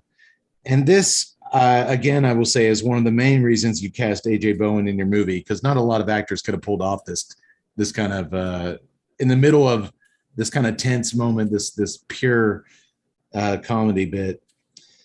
Well, once they get back out in the parking lot, they see the white Porsche SUV speeding away. Oh, shit. So Charlotte rapidly breaks into the cashier's car. She hotwires it. And after Russell clumsily gets their shovels inside the car, they're off in hot pursuit. That makes 144 episodes in a row that I have used the term hot pursuit. That has to be some kind of record. We got to be in the Guinness Book, right? If somebody were counting. Doctor, that has to count for something, right? I think so, but I agree with Yax. I'm not sure anyone's actually keeping track of that. But yes, if they were, I would think it'd be a record. Do you think that if we send an email out to Guinness, they'll send that guy with the book and he'll sit in on the podcast? And just as soon as you say that, I love that dude. Yeah. If you watch iCarly, it's actually a really hot chick that comes and judges your thing. But I guess Guinness had to get with the times, get a little sex appeal. She's just an actress playing a Guinness record. Oh, okay. Anyway, Russell asks, why do I have the feeling that you've done this before? As she quickly broke into that car and hotwired it. And now she's squealing around corners and expertly driving this high-speed Porsche. Then Russell reasons, you know what? This is actually a good thing that the SUV was stolen. They can just say they were carjacked and blame the dead body on whatever asshole stole it. We're good. We're solid. But Charlotte isn't listening to him. She says they're going to get their shit back. Your car and my makeup kit, and that's that. And he kind of clams up after that. Eventually, she tracks the Porsche down to a quiet house in the suburbs. Russell doesn't ask how she found the Porsche because they lost it in these neighborhoods, but she found it rather easily. He doesn't ask about that. And when they get out and peek in the Porsche's back seat, the body's gone. He wants to bail. Just get in the car and go. But she's determined to break in the house and beat whoever stole the Porsche with her shiny new hammer and get her case back. Against all's better judgment, Russell then grabs a pistol from under the front seat of the SUV. He explains that he was mugged a few months earlier, so he bought a gun. And they enter the house together, her with her hammer and him with his gun. And guess who lives there? It's the dead guy from the back seat, and he's not dead after all. He tries to strangle Charlotte when he sees her, but then he backs off when faced with the barrel of Russell's gun. You're in way over your head, man, the guy says. And he seems just fine, by the way, now. He kind of wiped off his blood, and for a guy that got hit by a car, he's doing pretty good for a dead guy. Charlotte gets her precious case back, but as they're walking out, the guy recites Russell's license plate number and says that if he'll call the cops and report Russell for hit and run if she doesn't hand him the case back. I'm not going to let you fuck things up for me again, she barks at the guy. Russell sees no problem with this deal at all. It's just a fucking makeup case. I'll buy you new jewelry or a fucking makeup brush. Let's get out of here. This is a good deal. But she refuses to give it over. They argue back and forth a bit before she grabs the pistol from Russell and shoots the guy, first in the face and then a couple of shots into his crumpled torso on the floor. While Rusty hyperventilates and is about to barf from all this violence, Charlotte calmly goes and grabs a shower curtain to wrap the body in for transport. She tells her driver, now at gunpoint, she's got the gun, why don't you go look for a ginger ale or something in the fridge to settle that weak-ass stomach of yours, because we're leaving in 10 minutes. And guess what? When he goes to the fridge, there's a whole shelf of ice-cold ginger ale in there. That's kind of weird, right? It's not really something. A lot of things aren't adding up. A lot of coincidences here. So they wrap up the dead guy in a cartoon It's Raining Cats and Dogs shower curtain that Charlotte finds delightfully funny, and they're off in the Porsche again. As they drive out of the city, Charlotte is texting with her friends and chuckling away, while Russell listens to Silent Night on the radio and looks on the verge of tears again. She finally looks up from her phone screen and asks him, do you think this song's kind of dark? You know, it could be a bad thing if a baby didn't cry because it could mean they have Down syndrome or something. Rusty sighs. I think it's just implying that he was a really good baby. Yeah, this is where the dialogue, this is starting to fall apart for me here. She asks him what his top 5 favorite Christmas songs are, and here's hers, obviously. Obviously, All I Want for Christmas Is You by Mariah Carey, obviously. Number 2, Frosty the Snowman by Michael Bublé. What? Russell says. 3 is Christmas in Harlem by Kanye West. Yeah, that's a good one. And then there's that one from the movie Home Alone where Kevin scares the robbers with the cutout of Michael Jackson through the blinds. It's Michael Jordan, Rusty corrects her as he shakes his head in disbelief at all this. She asks him his favorites, and he says that he was always partial to The Little Drummer Boy, the duet between David Bowie and Bing Crosby. Fuck. How can you listen to Bing Crosby, she says. You know he raped like 50 million women. Russell Scott... He scoffs. He can't wrap his head around this one until finally it clicks. No, not Bill Cosby. Bing Crosby. What's the matter with you? I like that. There's a lot to keep track of, she says, I guess. Oh, dude, that's a funny fucking scene. Just the part about the Christmas carols I liked. The other stuff, not so much. Well, dude, that's every time they show him trying to wrap his head around this millennial's train of thought. I find great humor in it. Yeah, this scene particularly did a great job with the millennial versus the Gen Xer. It did. The conversation then goes much darker as she tells her driver that she really enjoyed hearing his sob story earlier in the bar about how his life went to total shit, how his girlfriend left him, which that's interesting because we didn't hear that part of the conversation. He never mentioned his, it turns out it's his wife that left him, but we actually didn't hear that. She's quickly transitioned into a real psycho bitch. Am I right? Yes, you are. He then starts to pry, asking who she's yucking it up with the phone, considering that she had a big sad story about having no family back home in Australia. And, what's up with that after all? What's up with your family? And she punches him hard in the shoulder and orders him never to speak about her family again. Our shit is different, she tells him coldly. Did y'all think it was weird that he didn't ask her how she found the Porsche so easily when it got lost in traffic? And why she said, I'm not going to let you fuck this up for me again to the dude in the house? Like, those things stuck out at me like she knows this guy. Well, putting myself in Rusty's deal, his mind that's a shit ton to process in a couple of hours. So it really is. I'm giving that part of the script a break because I actually think that, and plus Bowen sells it so nicely. And honestly, it bothered me the first time I watched the film. Like, how could you not ask her about this and this? When I watched it again, it didn't bother me at all because I was really like, after all this guy's been through, I'm not judging him for missing cues that me at home on my couch picked up. Yeah, and that's kind of where I was right then, because keep in mind, you told us not to look up anything about this movie, so I still don't know. I thought this was going to be our March to Halloween. I thought this was going to be a horror movie. I was waiting for horror to kick in. Then I was like, man, is this some weird type of what's that Keanu movie that we did? The Destination Wedding. Yeah, is this some weird deal where it's just these two they're gonna fall in love talking? I was just like, I didn't know what was going on at this point, but I was starting to figure out some things, but I really wasn't questioning his motivation too much. I certainly didn't upon repeated viewings, because after everything he's been through at this point, it makes sense that shit I'm picking up at home, he wouldn't be picking up in the moment. But there's some things that she's doing that's really starting to bother me at this point, but I'm going to hold off until a little bit later. Okay. Well, anywho, the conversation in the film between, speaking of what we're talking about, their conversations between the two main characters, I felt they weren't stereotypical or easy to define at all. They're scattershot. They're all over the place.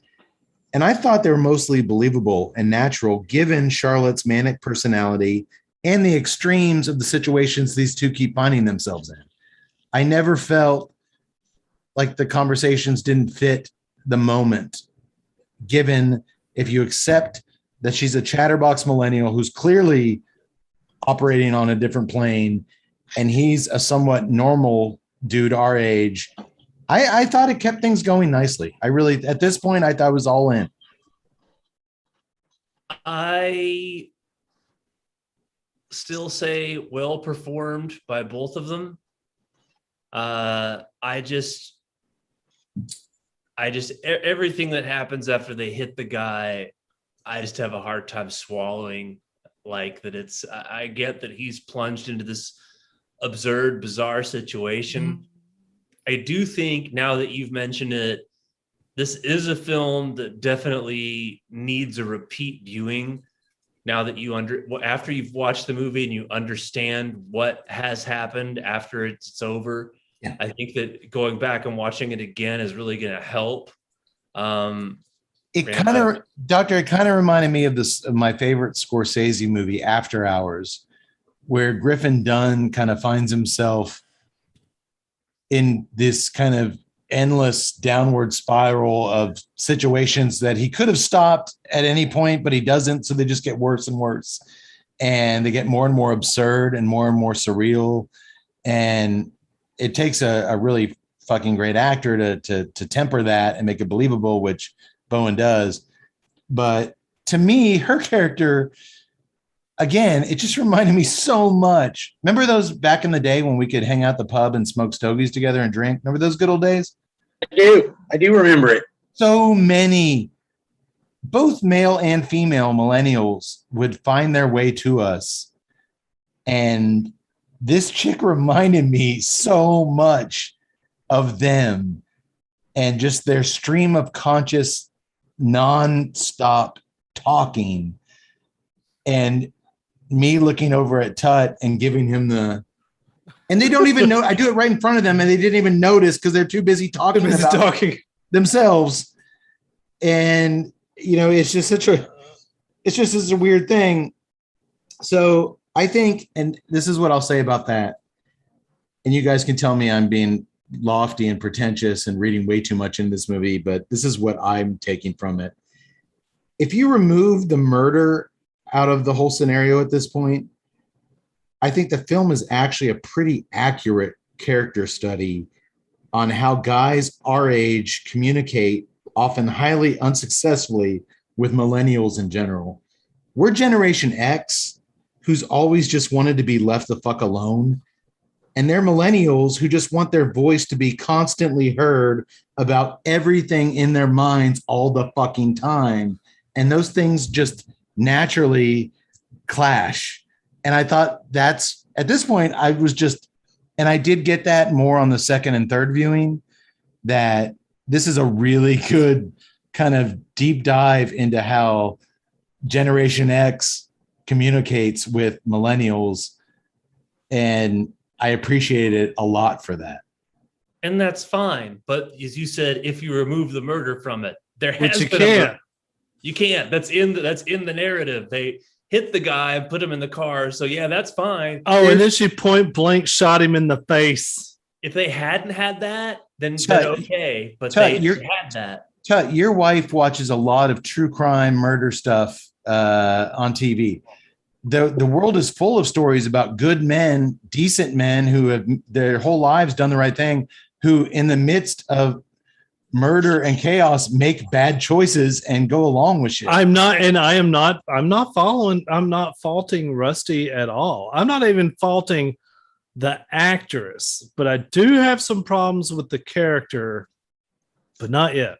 Okay, we'll get there. So they drive out to the middle of nowhere, an area called Winchester to be exact, to dig a shallow grave for the body. Luckily, Russell once worked in landscaping back in college, so he's handy with a shovel, and he digs while Charlotte takes her, which is weird because every time he holds those shovels, it seems so awkward. Like he treats them like they're like sticks of dynamite. While Charlotte takes her newly acquired pruning shears and hammer to remove the corpse's teeth and fingertips, which she does all too gleefully while getting splattered with the corpse's blood. She even takes a break and snacks on some Cheetos with her blood-soaked hands, as absolutely nothing seems to faze this girl. I mean, she basically at one point bashes the entire bottom of poor Frank's skull off, and we see it. It's literally the bottom half of his head gets knocked off. It's a great effect. It looks awesome. Yes, it does. And nothing at all shakes her.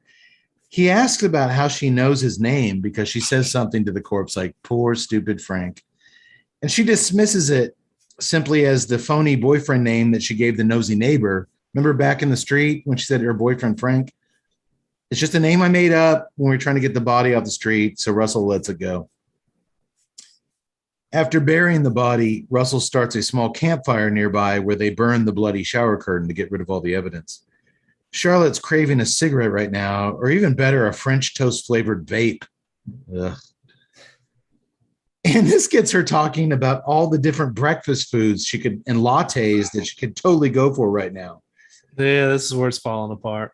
Russell just stares at her from across the flames in a mixture of disbelief, disgust, and pure exhaustion. Finally, when he thinks the shower curtain's nothing but ash, he starts walking away. All right, let's go. But we just got here. I like this fire. He keeps on walking. Wait a sec, she says. We've had a crazy fucking night.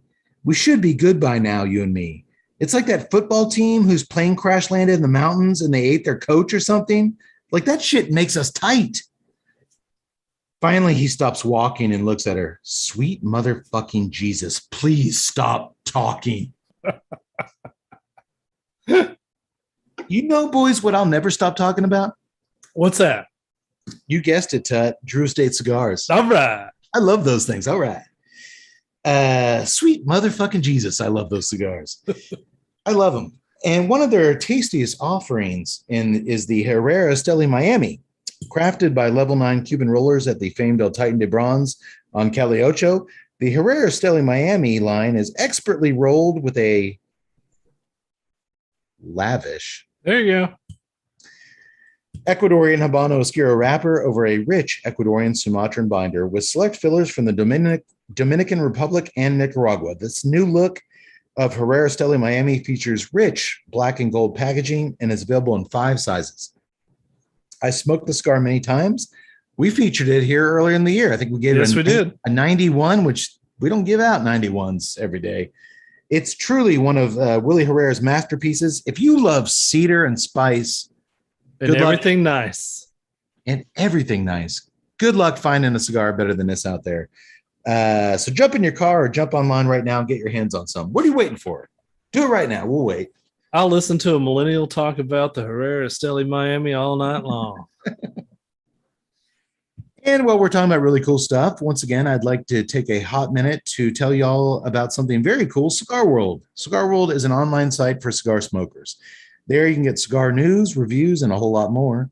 Also on the site is a cigar research panel called the Testing Lab.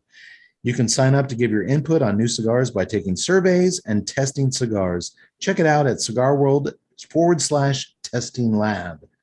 Don't go to cigarworld.com/the doctor. You might see some things that are still in the beta testing phase. Classified. Well, shit, I just gave it away, doctor. That's not good. Well, Still waiting FDA approval.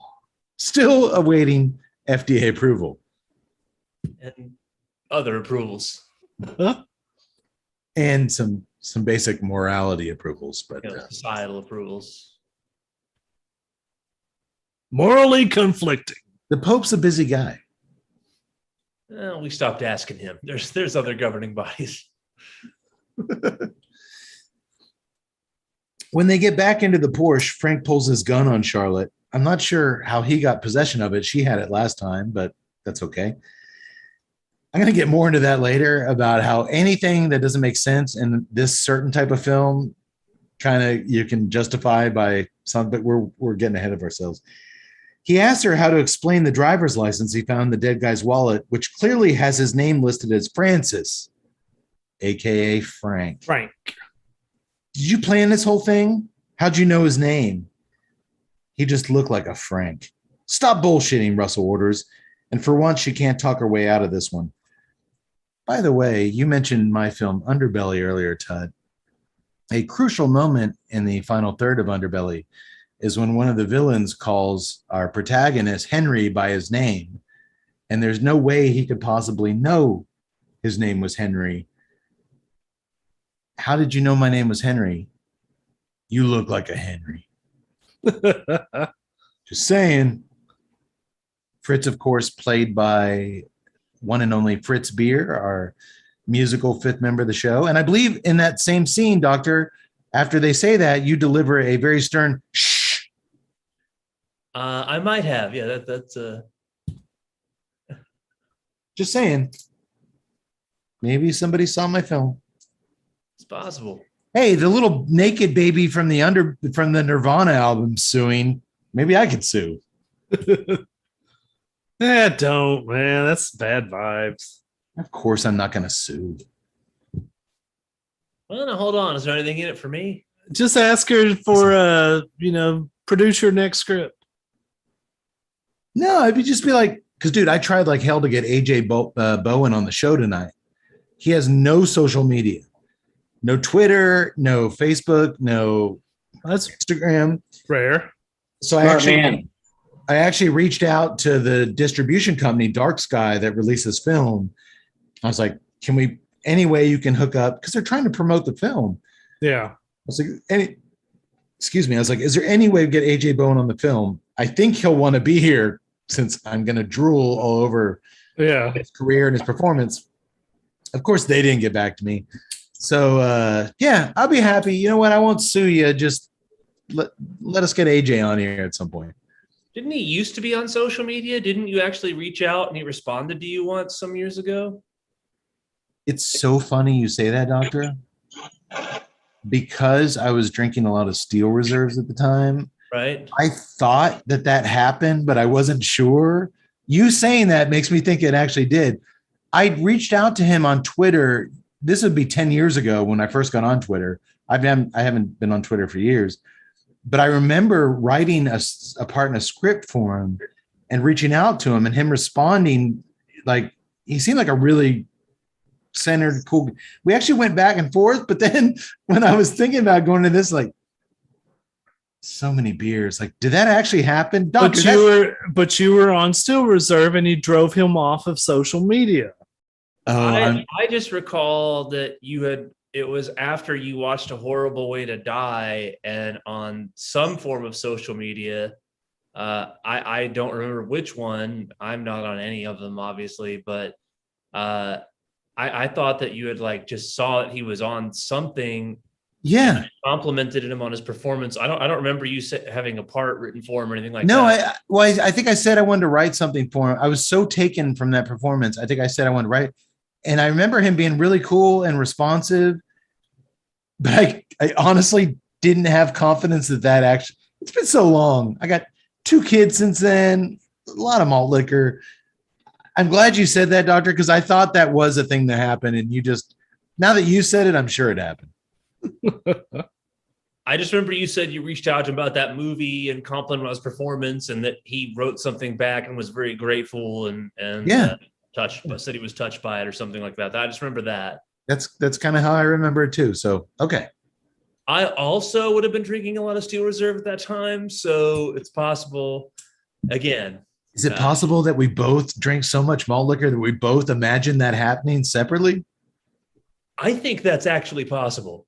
It is. It's probably a weird. The amount of blood alcohol content one gets from drinking 4 Blackberry Steel Reserves. I don't know how these 2 men were able to walk, much less figure out how to log onto a computer. God, every nerve ending in their body must have been on fire with the 211. Doctor, do you think I'll ever be able to do simple addition and subtraction problems again? I'm afraid it's far too early to tell.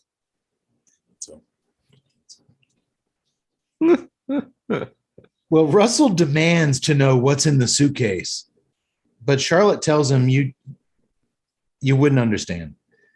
He tells her either show me or get out of the car and I'll open the case for myself, which she surprisingly does. She gets out of the car. So he locks the car doors to be safe, cracks open the makeup case, revealing a can of perfectly refrigerated Blue Raz Steel Reserve. Just glowing. It's like Marcellus's suitcase in Pulp Fiction. Like opening the trunk in Repo Man. It's a blue glow. That's the first time I've ever written something in my notes that made me laugh before I said it. I totally forgot that I wrote that. Dude, what if she opened it up and it was just this? With a big, bright blue glow. Oh, totally. The Vincent Vega blue glow. Oh, we're happy. Let me put this back in its protective case. Only thing bitter is all of a sudden you and I are standing there. Rusty, we happy? Oh, yeah, we're happy.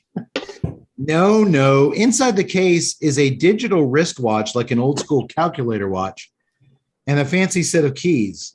She finally agrees to explain what's going on, which again, you won't understand if you just let me back in the car. Because he starts driving off. She's in the middle of nowhere. She'll never take her hours to walk somewhere. And finally, she gets back in the car and agrees to play along. As they drive back to civilization, a hesitant Charlotte tells Russell, It's a key for a room, a very, very strange room. I have never hit a woman in my entire life, Rusty interjects. Not Jenny Mansky in third grade when she pants me on field day. Not Richa Shidori when she kicked me in the nuts every fucking time we were sparring partners in boxing. Not my ex-wife, never. But you're going to tell me what the fuck is going on, or I swear to God. And you can tell this man hanging in at the very end of his rope means it. And so can Charlotte.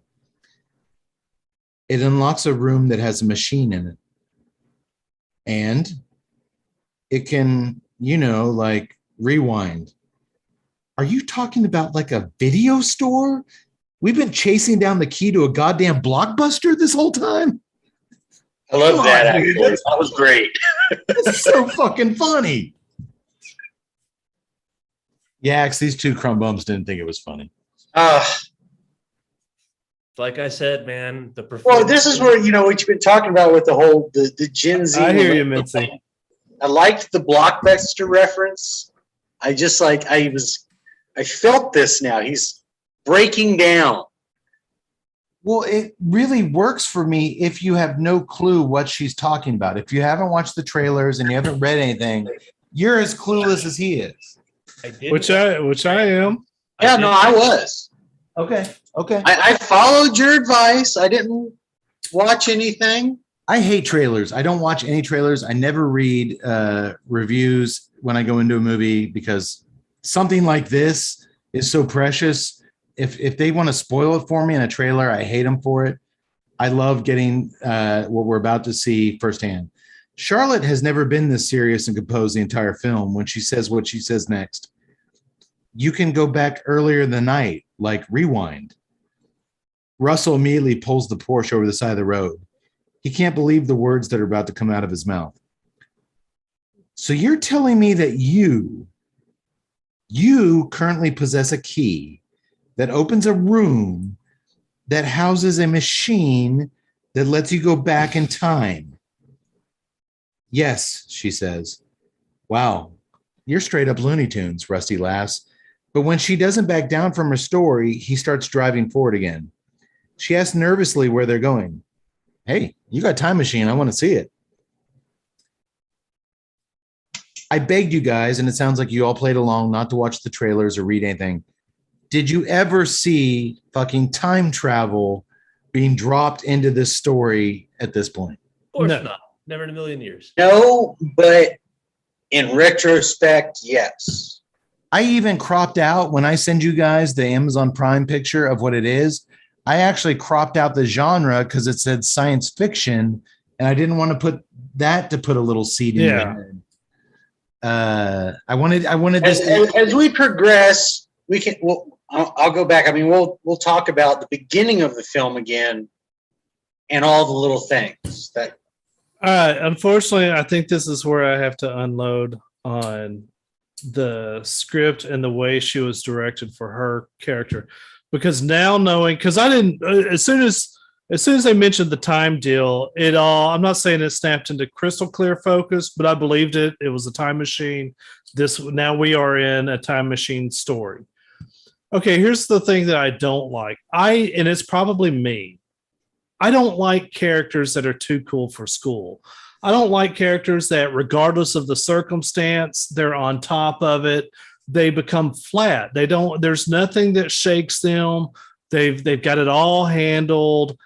I mean, she is taking a hammer and clawing the dude's face. She's snapping off fingerprints. God. She's eating Cheetos with it. Hang on, because I think I understand what your counter argument might be. But let me go through my diatribe first. It's way too much. I mean, it's just like, I don't care. You have to have, even if you've done this 50 million times, there has to be something that says ew when you smash somebody's face in, especially a 22-year-old girl. Not if she's a psycho. Who knows if she's a, yeah, I don't know. I didn't like it, and it metabolized what I didn't like about her, and it also metabolized that this was a director's choice in her character. I think she's a good actress. I think she's got some chops, but I can't stand the whole I'm so cool, I'm so confident, nothing phases me, and that's it. That's my character. It's so flat. It is so damn flat. Rusty's giving you peaks and valleys. He's going from nice affable to what the hell, I don't know what's going on, to you're going to tell me this now. And she is just straight up even keel. And I understand she's had this all planned, and I understand she's done all the murders before. She's interacted with Frank before. I just didn't. It's fun to do murders when you know they're going to come back to life the minute you reset everything or rewind everything. It's like something about you. It's like really. It's like a video game. It's like playing Grand Theft Auto in real life. You can club police, you can shoot people, and it doesn't matter because it's not real. It's a video game to her.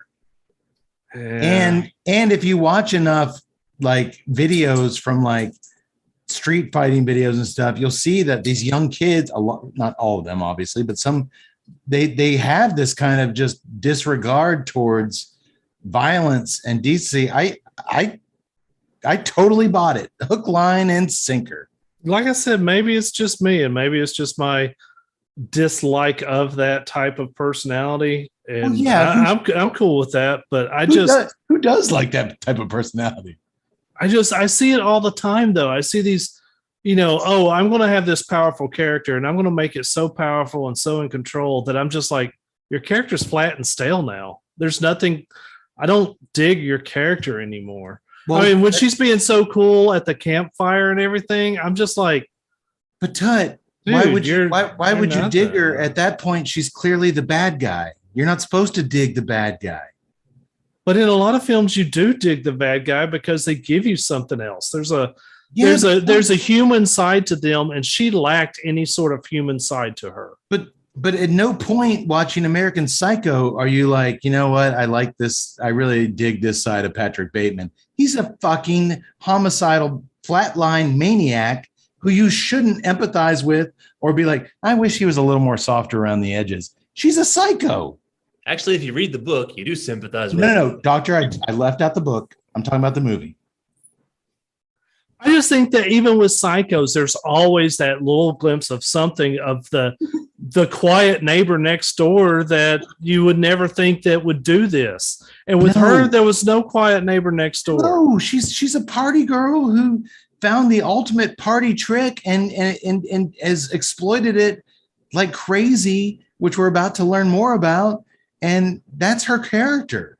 I understand it. I just don't like it. There's not a side of her that when she's not doing this, she bakes muffins and takes it to her elderly neighbor. That's not her character. And that's what I say. I don't like those characters. I think that most people, they're still valid characters. I bet you even Jeffrey Dahmer cried at Old Yeller. I mean, it's just, he might not have.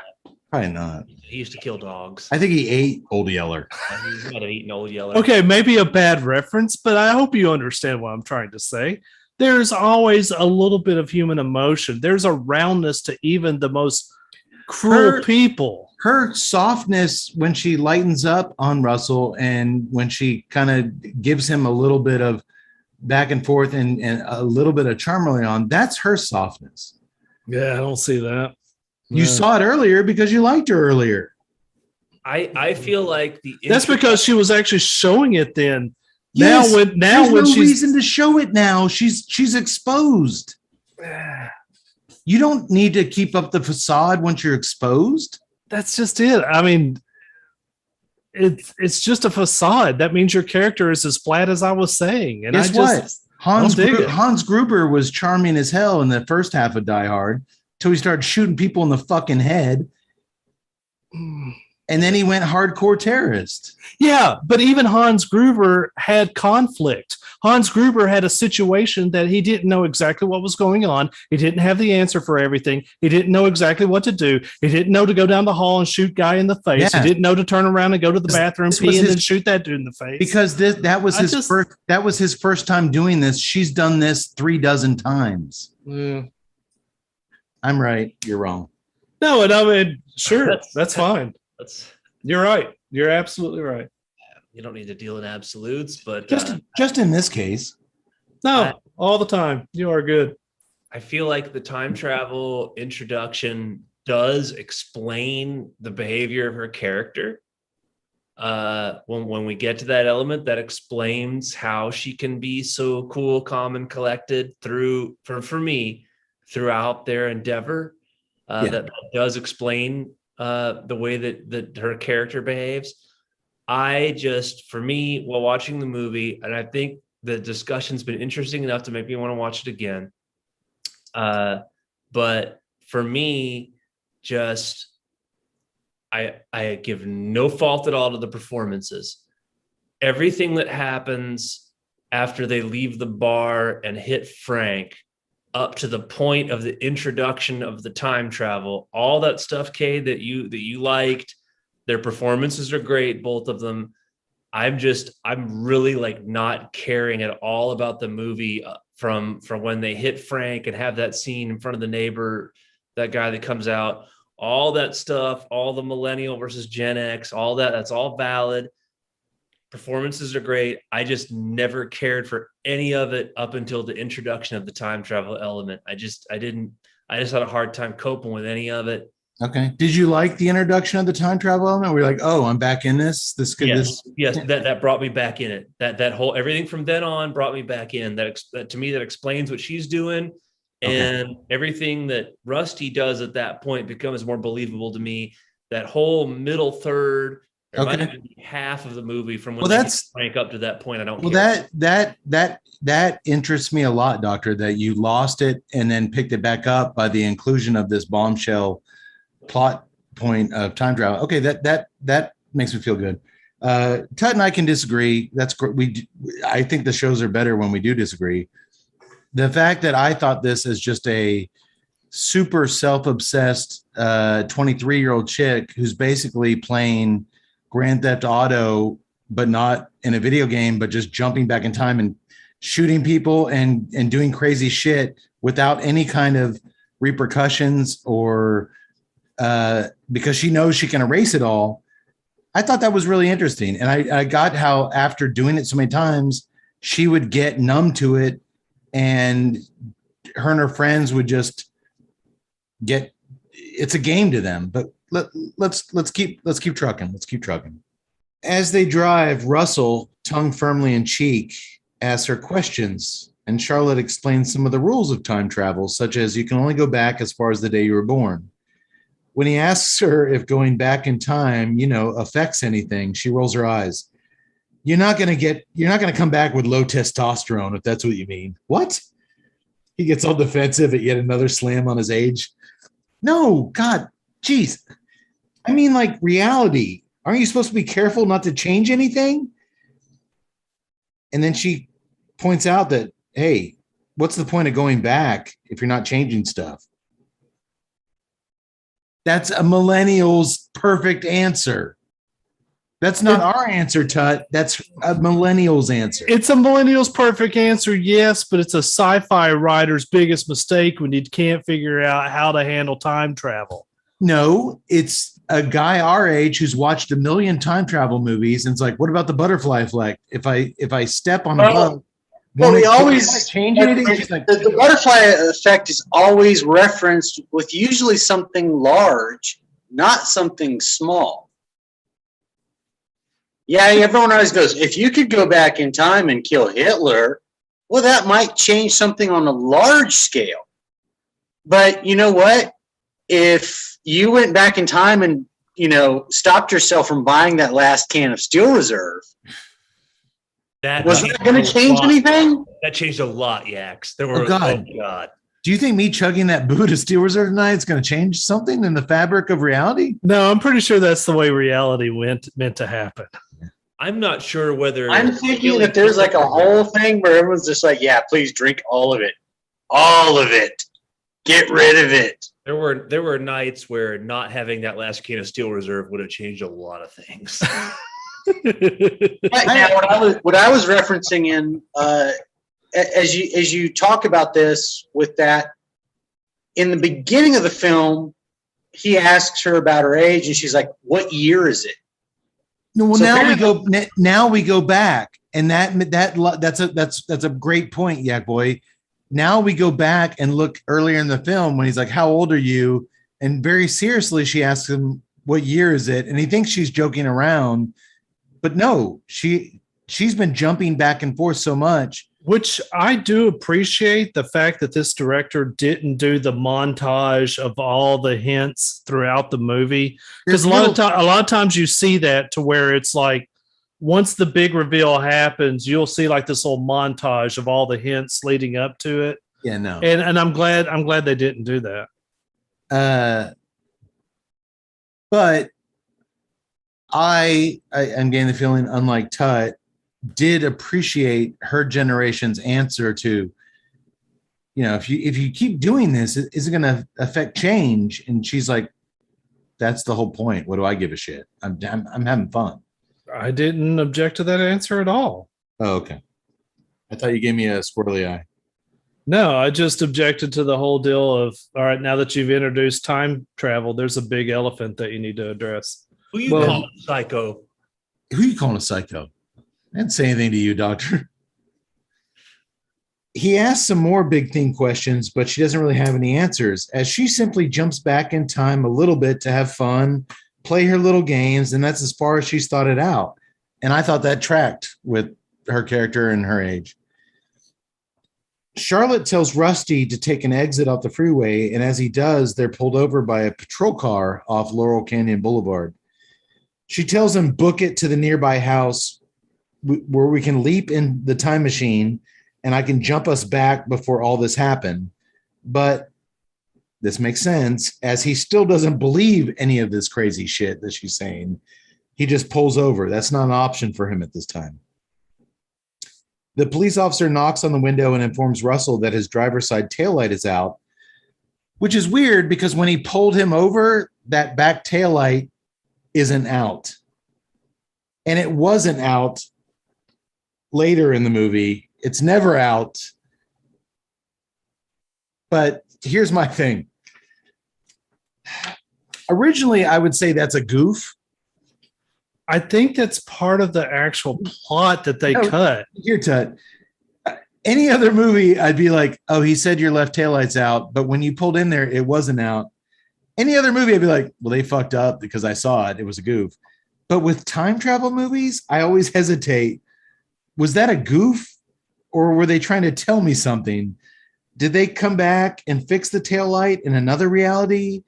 Is that why Rusty's pints of beer were so inconsistent at the bar? Because the bartender would give him a full beer and then he'd take a drink and it was half empty. Like, were all these guys jumping back and forth through time between all these sips? You can get away with a lot of shit with these time travel flicks and just blame the audience for being stupid if they question anything. Hey, what about, oh no, it's a time travel movie.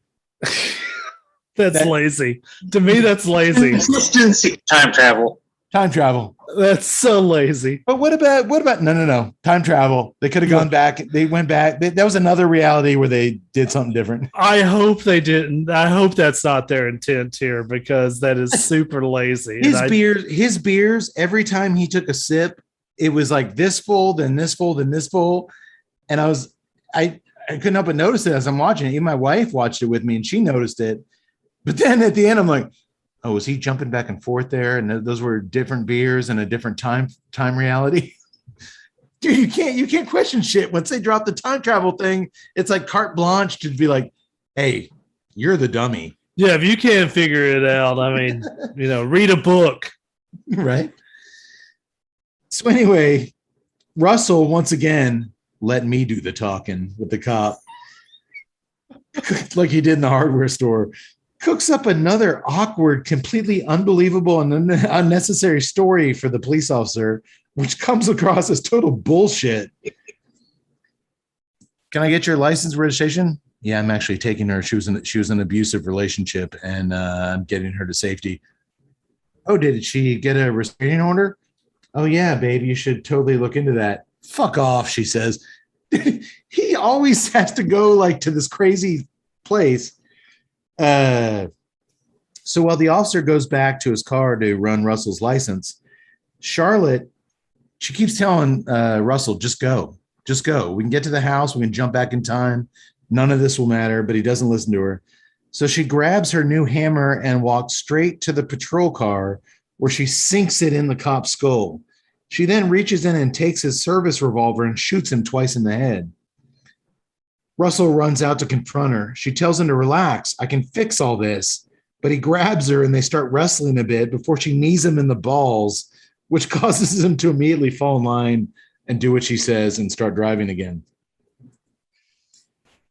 They pull up to yet another extremely normal-looking, well-kept, one-story, three-bedroom house in a quiet residential neighborhood. Do you have like a murder dungeon in there? He says. Please. And you're like the bait. Some sicko's going to make a pair of chaps out of my leg skin. That's gross, she says as she exits the car. By her math, they've only got 15 or 20 minutes tops until the cops arrive. And his Porsche douche wagon, as she calls it, kind of sticks out in the driveway. At this point, we've said many times throughout the show, what will we do? At this point, he's an accomplice now to two murders, one of which has been caught on a policeman's camera for sure. He's all in. What possible solution to all this does he have but to hold his breath and hope like hell that there's some fucking crazy chance that this Looney Tune is telling the truth with a time machine? Otherwise, he's got the death penalty. He's toast. Much like the toast we experienced earlier tonight in the Tatuaje T110 cigar. It'll make you want to time travel back to the beginning of that bad boy. Do you guys now get why I selected the cigar tonight? No. Much like in the Terminator, the T1000 time. I was about to say, the T110 doesn't sound like the T1000. Arnold was the T800. We smoked the T110. Is that like the very first like robot we see in the Terminator series? That's a T100. It's a bit of a stretch, but the T110. That's a T110. It's the same. It's the same as the chassis as the T100, just with a software upgrade. What's the T110? Is it like R2D2? Like this thing? That's like a stretch. It's that little bitty robot that goes around the floors of the Death Star. I like Tut's explanation. It's that little children's van size thing going around the Death Star. That was the Why do I see like these Terminators with their plasma rifles coming out, and all of a sudden there's this one facing backwards? They're like, oh Jesus, turning forward, kill the human. Why do we keep bringing this guy? Skynet won't let us kill this one. We gave it a can of blue ras, and now it's the T110. I'm searching for Steve Connor. Can I find her, please? It's Sarah Connor. God, why do we send the T110? Why do we send the T blue ras back in time? John Connor's giving his speech. At first it was easy. It was the T110s. You could spot them a mile away. They were drunk. They stank of blue ras. You could smell blue ras from 50 feet. Bad breath. They were all drinking Steel Reserve Blue Ras. They stumbled over each other. They didn't move fast. They never got out of bed before 1 PM. Then the T120s came. They were a little bit better. They drank Pearl Light. Only in stubby bottles, though. Dude, it makes sense pairing wise. The T110 sounds like a Terminator. Come on, time travel, baby. Right. Retarded Terminator. That's not the drug Terminator better. I wish I could go back in time and redo this show. Don't we all? Oh, sorry. Go ahead. The inside of the house is decorated very modern with sleek custom furniture and several abstract paintings framed on the walls. Charlotte walks Russell to a hallway door where she inserts two special keys into the electric lock and the door opens. A pink neon glow emits from the room as they step in, and Russell then finds himself face to face with a time machine. There's all sorts of wiring, gauges, circuit boards, and exposed computer panels. Tut, you are now officially a computer science major at the University of Texas. Yes. Please tell us and our listeners how all of this works to allow our characters to time travel. The floor is yours. Okay. My dear Kate, you are far too unintelligent to understand the intricacies. Your primitive mind wouldn't understand coils and. I'll tell you. I will say this: I'm twofold about the reveal of the time machine. One, there's the natural instinct. Well, if you can control time, shouldn't this be a mixture, or maybe would it be futuristically influenced with parts from the future? But the other side of that is They clearly state you can't go into the future. It's only the past. I really dig the hodgepodge creation of it. I love the radio, the old school analog radio dials. I love the wires all over the place. I love the fact that this looks like, she said that this was a game, that this was, just a whole bunch of people playing a game. It looks like something that was built by a bunch of just gamers, rich kids who didn't have anything better to do, that just were naughty in the closet and built a time machine. That was honestly, I'm okay with no explanation on this house, who owns this house and who made this time machine. I think it's best left unsaid. We don't need that. And I think that's one of those instances which, quote unquote, but as an audience technology, this huge universal changing thing is not being used in the way that we think it's being used. Yeah. And it's a kid's toy now. Story. But the way it comes across is like some dude's cool scientist stepdad who all the kids cook this thing up, and he lets them party with it, and he gives them all this cool key. Yeah. That works for me on and I'm okay with that. But I forgot that they couldn't go into the future. But the only thing I was left, in a different movie, if this movie left me I was like, whose house is this? Who made this thing?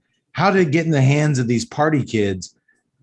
I don't need to know it. I'm glad I'm fine with them not telling me that, but I would have loved a little backstory on the owner of this house, the scientist who owns this house. Who knows? They may have killed him, and they're just partying at his house and using his time machine. Who knows? I'm okay with not knowing, but it would have been cool to. I actually feel the same. I don't need to get.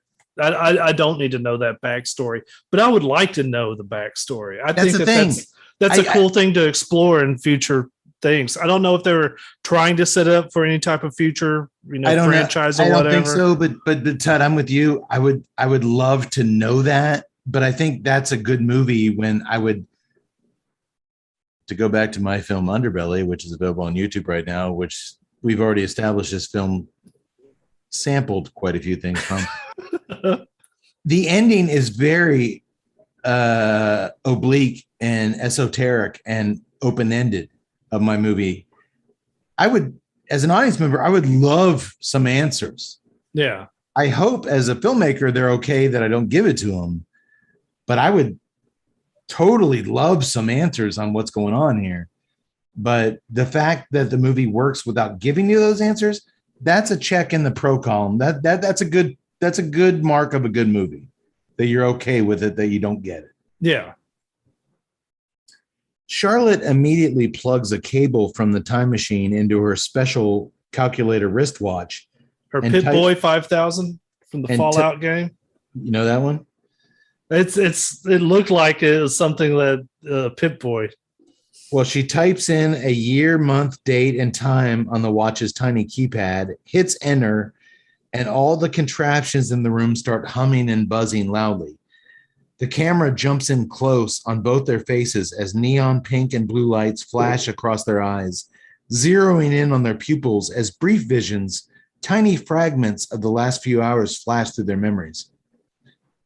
Suddenly, we cut to Charlotte and Russell as she knees his balls once again in front of the dead cop's patrol car. Again, Russell pants as he drops to his knees in the dirt. That's for not believing me, she smiles. She, such a bitch, she took it back to right before she kneed his balls the first time. I kind of like that move. It does it again.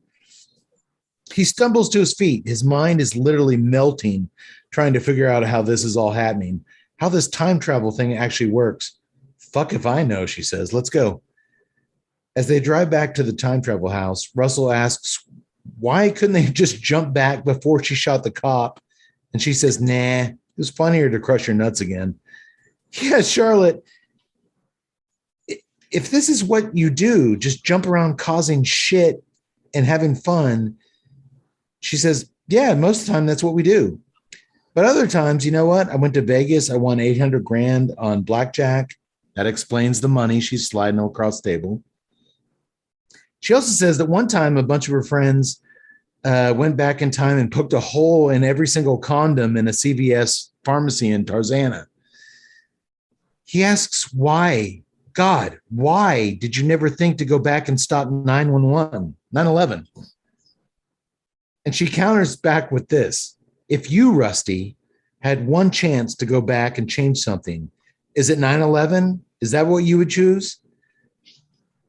In Rusty's mind, we see him flash back to the day that he signed his company's buyout papers to sell off his app. And then we see his pissed off wife leaving him as a result of that. I don't know what I'd choose, he lies. See, she says. I love this line. You want to act all high and mighty, but you ask anyone for their one wish, and you know what they're not wishing for, Rusty? World peace. I love this section of the script. Whoever wrote this, whoever put this little together, I love that whole thing. Human beings are selfish individuals at their core, and there's no way in hell 99% of them, given the chance to jump back at a certain point in their personal history, would stop 9/11. I bravo screenwriters. I think that this was very, very smart. And it brought really back liked his it. toast. It brought back his toast to world peace, and she calls bullshit on that. It's just really good screenwriting. Anybody ever read the book that Stephen King wrote about 10 years ago? I think they made a mini series out of it. It's called 11/22/63. Yes. No, about the Kennedy assassination. Like there's a guy, is like a 35-year-old James Franco school teacher, and he goes to it. I never saw this show. I just read the book. I heard it was actually pretty good. Oh, the film with James Franco was phenomenal. So like I'll have to watch it. Like in the book, he goes to this diner, this Greasy Spoon diner, and the guy that runs it confides in him that, like, if you go into his supply closet, there's a time portal and it dumps you out in 1959. And so you can go do whatever and, change the future. And then you change what happens. And so then you can come back through that portal and see what you've done. And if you don't like it, you can step back through it and then step back through real quick and erase what you've done. And so this guy had the idea of preventing the Kennedy assassination because it was 1959. But and ostensibly that's what the main character wants to do. But at first he just he decides he needs some money. So he just wins a bunch of money betting on baseball games. Yeah. And I know they do that in Back to the Future Part 2, but I'm like, because I'm sitting here, I'm like, I can name like every World Series champion of the last 45 years. It's like, I wouldn't, you're totally right. Like, I wouldn't prevent that. I would just make myself a gazillionaire.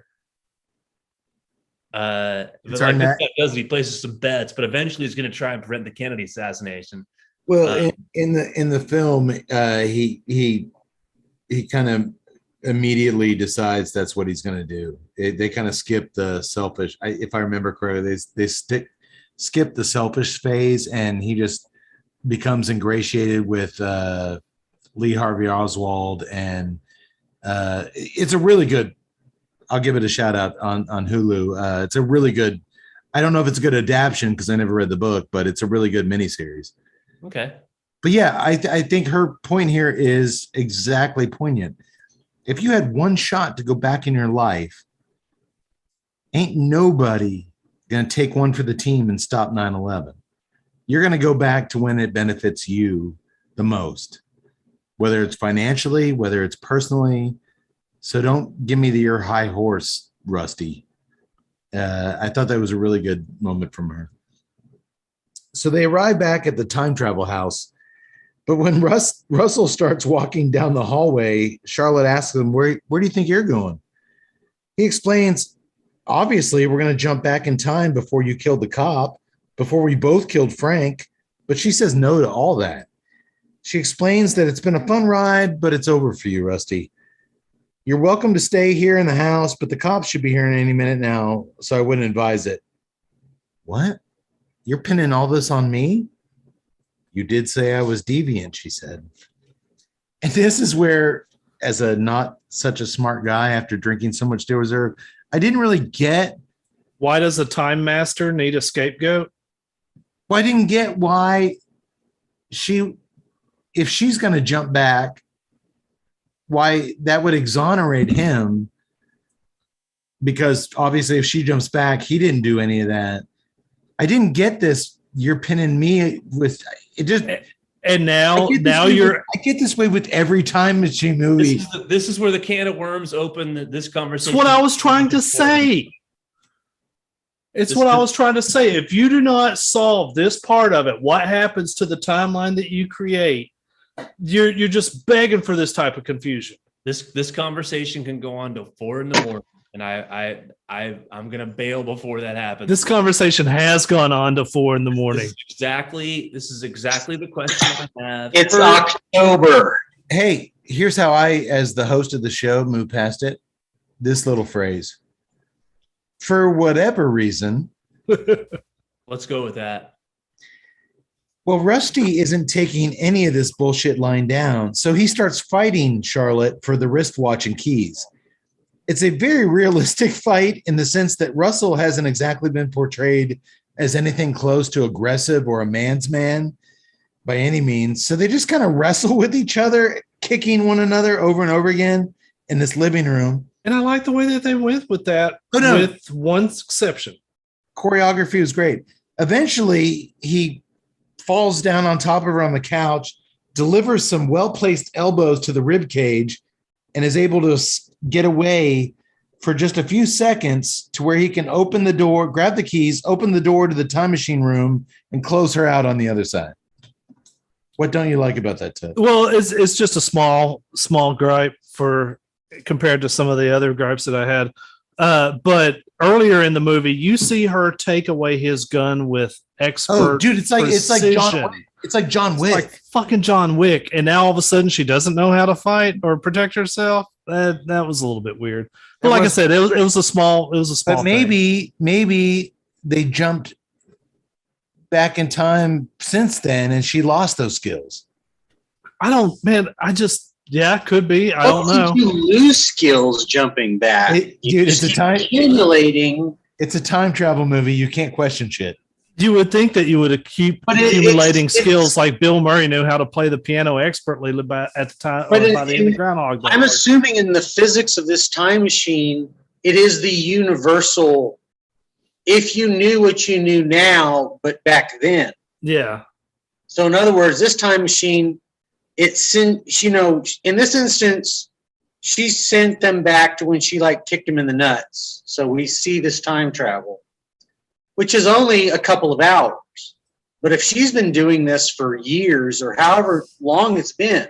And why does she need to keep looping back to meet Rusty, to make sure that he hits Frank, to do all this stuff? I mean, just like, it's not necessarily you can explain it away as just her having fun, but man, to me, I'm just kind of like, I need a little bit more. I don't think it's necessarily looping.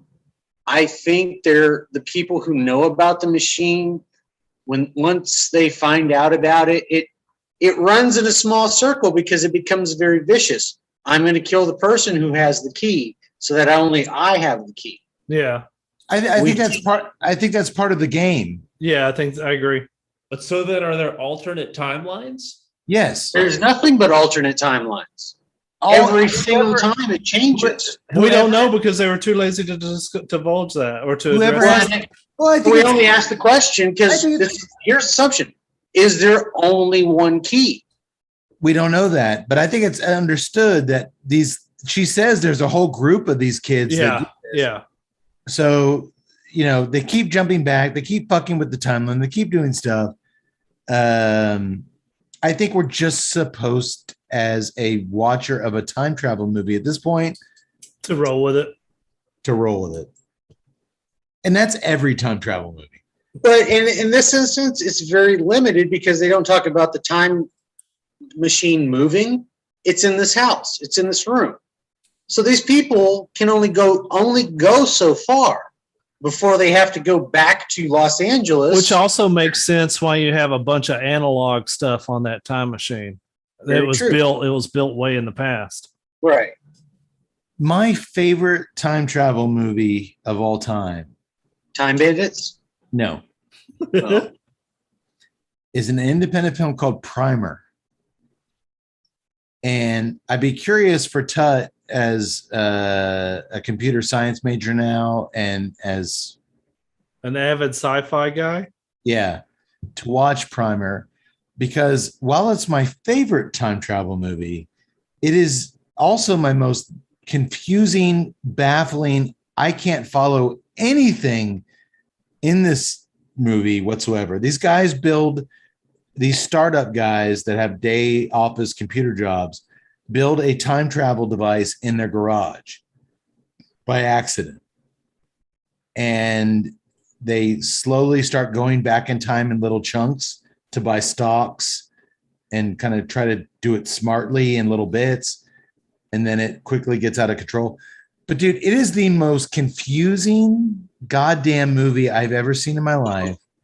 But it's proof that I don't need to understand the inner workings of a movie to appreciate a movie. Yeah. And time travel is one of those weird genres where I give it a pass. Maybe you shouldn't. No, it's just it's obviously not real, but people have studied what would happen if time travel were real. What are all the conundrums and different questions you would have to answer? So, like, for example, right where we left off, he leaves her, he fights her, gets the key, gets into the room. He's going to jump back in time, but basically that's where there's infinite multiple timelines. Like, she's going to live a life right there where she's in that house with the cops showing up and are going to get her and bust her ass and send her to prison. And he's gone, but he's going to then jump back to a time before that. And that's a totally infinite time, totally different timeline, but it's the only one he's going to be conscious of. But that also brings up the point, Doctor, when he jumps back in time, what happens to him? Which I'm about to get to. Does her timeline evaporate? When he goes back and starts a new timeline, does the current timeline fade away? That we are now just stuck in this time loop. Ever since the time machine was built. How's nobody made a fucking time machine double IPA that we could have drank tonight? I'm sure there is somewhere. Or a bass. What's the thing? A flux capacitor hazy IPA. I'm sure there has been that too. All right, I think there is one. Well, hey, we're getting a little bit ahead of ourselves. We're almost done. Great Scott IPA. Let me just finish this out. Charlotte demands that Rusty let her into the time machine closet, but he refuses. It's all garbage, he says. You don't deserve any of this because everything you've done with it is garbage. She pleads with him that if he lets her in, they can jump back to before they met. I'll just order an Uber or something, but it's too late. The preachy fuck, Rusty, as she calls him, plugs in the wristwatch and starts scrolling hours back. Next thing we know, the pink and blue neon lights start flashing across his eyes, as the machinery hums, and boom, he's suddenly parked once again outside Charlotte's boyfriend's house, whistling a Christmas carol as she runs out the front door with her makeup case. She jumps in the Porsche and they speed off, just like we saw them do it hours earlier. Only get this time they don't almost hit the honking car as they pull the driveway, and this time the boyfriend doesn't chase them down the street on foot. Why would those things change as nothing else has changed? This is their first jump back. Again, it's a time travel movie, stupid. So don't ask questions. It just makes you look dumb, is what filmmakers telling me. Pretty much. Russell drives down the road a ways and fires a single bullet into the side of Charlotte's head before burying her body out in Winchester, where they had buried Frank's body, and burning her purse and belongings in the campfire. Bowen does a really nice subtle take here where you can tell he's still wrapping his head around all this batshit time travel craziness while also internally struggling. This is just him looking at the fire with the guilt of maybe killing a young woman, even if it's undoable or not real. He still did it, depending on how you look at it. And I thought his little scene at the fire there, man, that's expert acting. He nailed it. I didn't see any of it. I see he's totally transformed now. Well, he's hopeful, which is something we haven't seen from Rusty yet. Next stop for Rusty's the bar that he took Charlotte to earlier, or rather the bar he didn't take her to earlier in this new timeline he's currently in. Because that happened after they left the boyfriend's house, and this timeline he killed her. There's a scene of him in the bar's bathroom, which I found interesting. He's washing his hands vigorously to get her blood off of them, and he's wearing the goddamn calculator time travel watch as he's splashing water all over it, washing his hands. You don't know if the shit's waterproof. Dude, Rusty, there's a reason they kept this shit in a little calculator watches were made by Casio, and only Casio. Dude, those are waterproof. They kept this watch in a protective case for a reason. He's splashing soap all over it and water. I'm like, you idiot. Anyway, that was just me. Anywho, he takes a seat at the bar then, and just as he drinks his first sip of delicious, well-earned whiskey, guess who sits next to him at the bar? That's right, Frank. In this timeline, Frank's still alive. Frank asks Russell to slide the bowl of poker mix down the bar his way so he can munch on it a bit. Dude, remember? Why? We all know what's in the poker mix. No. Our loyal listeners will know, back when we could drink and smoke here together in the Corner of Hope, Tut used to bring us this 10-pound bag of poker mix, which was select. It had a cereal. A non-nutritive crunch enhancer? It had a crunch enhancing cereal varnish on the pretzels and the Chex Mix. He's like, hey, can you slide that down so I can munch on a bit? And Rusty happily obliges. I would always purchase gourmet mixed nuts. Frank orders a black and tan. Man, he said that.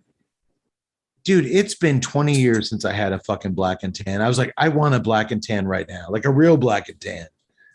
That's a great thing to order in a bar. I haven't had one in years. Yax, do you do black and tans at the bar? Do. Okay.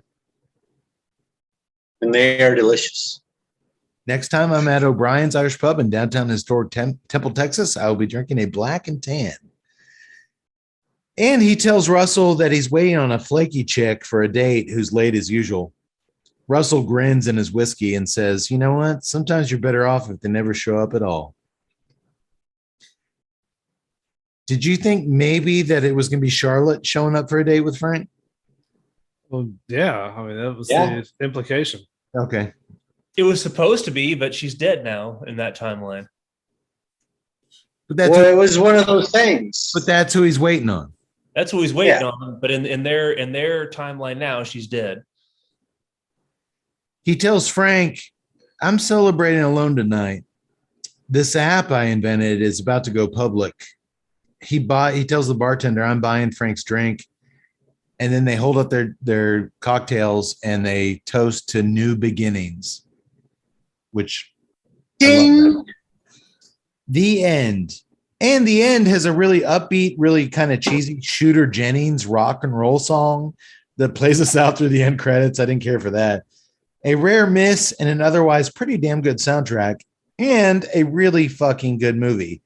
This thing had so many elements that I want to see in a film, but I have little luck in finding these days. I loved this movie. Agree? So are we to assume now that Rusty went back in time to kill Charlotte and gain control of the key and thus control of the time machine?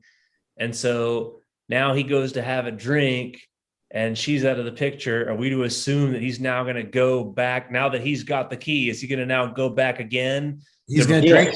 He's going to drink that. He's going to drink that warm glass of whiskey, go back to the house, set it back to when he was signing those papers to sign his control over that app away, not sign them, get power over that very popular app, be a successful gazillionaire, because Charlotte had heard of that app. It's a big deal. And his wife won't leave him as a result. And everything's going to be, it's a happy ending. And Boom. because he's not a Well, the question then becomes, because if he wants to keep his reality, he destroys the after key. he does that, he has to destroy the machine. Correct. He cannot go He back can't come back again to fix something else. He can't go back and stop 9/11. He can't do anything. Which she called, he would never do that. Once he's good, once he's squared. Yeah. But that also leads to a very good question that you guys brought up. Once you have that power, okay, so he doesn't sign the app away and he gets millions of dollars and his wife is happy. First of all, what kind of wife is that leaves you because you blew a business deal? Fuck her anyway. Yes, but anyway, she stays with him. They have kids and all that. He's going to just live with that key and that watch in his closet and not use it again? Well, that's what I'm saying. They put a limitation on the time machine. You can only jump back as far as your own inception, your own birth.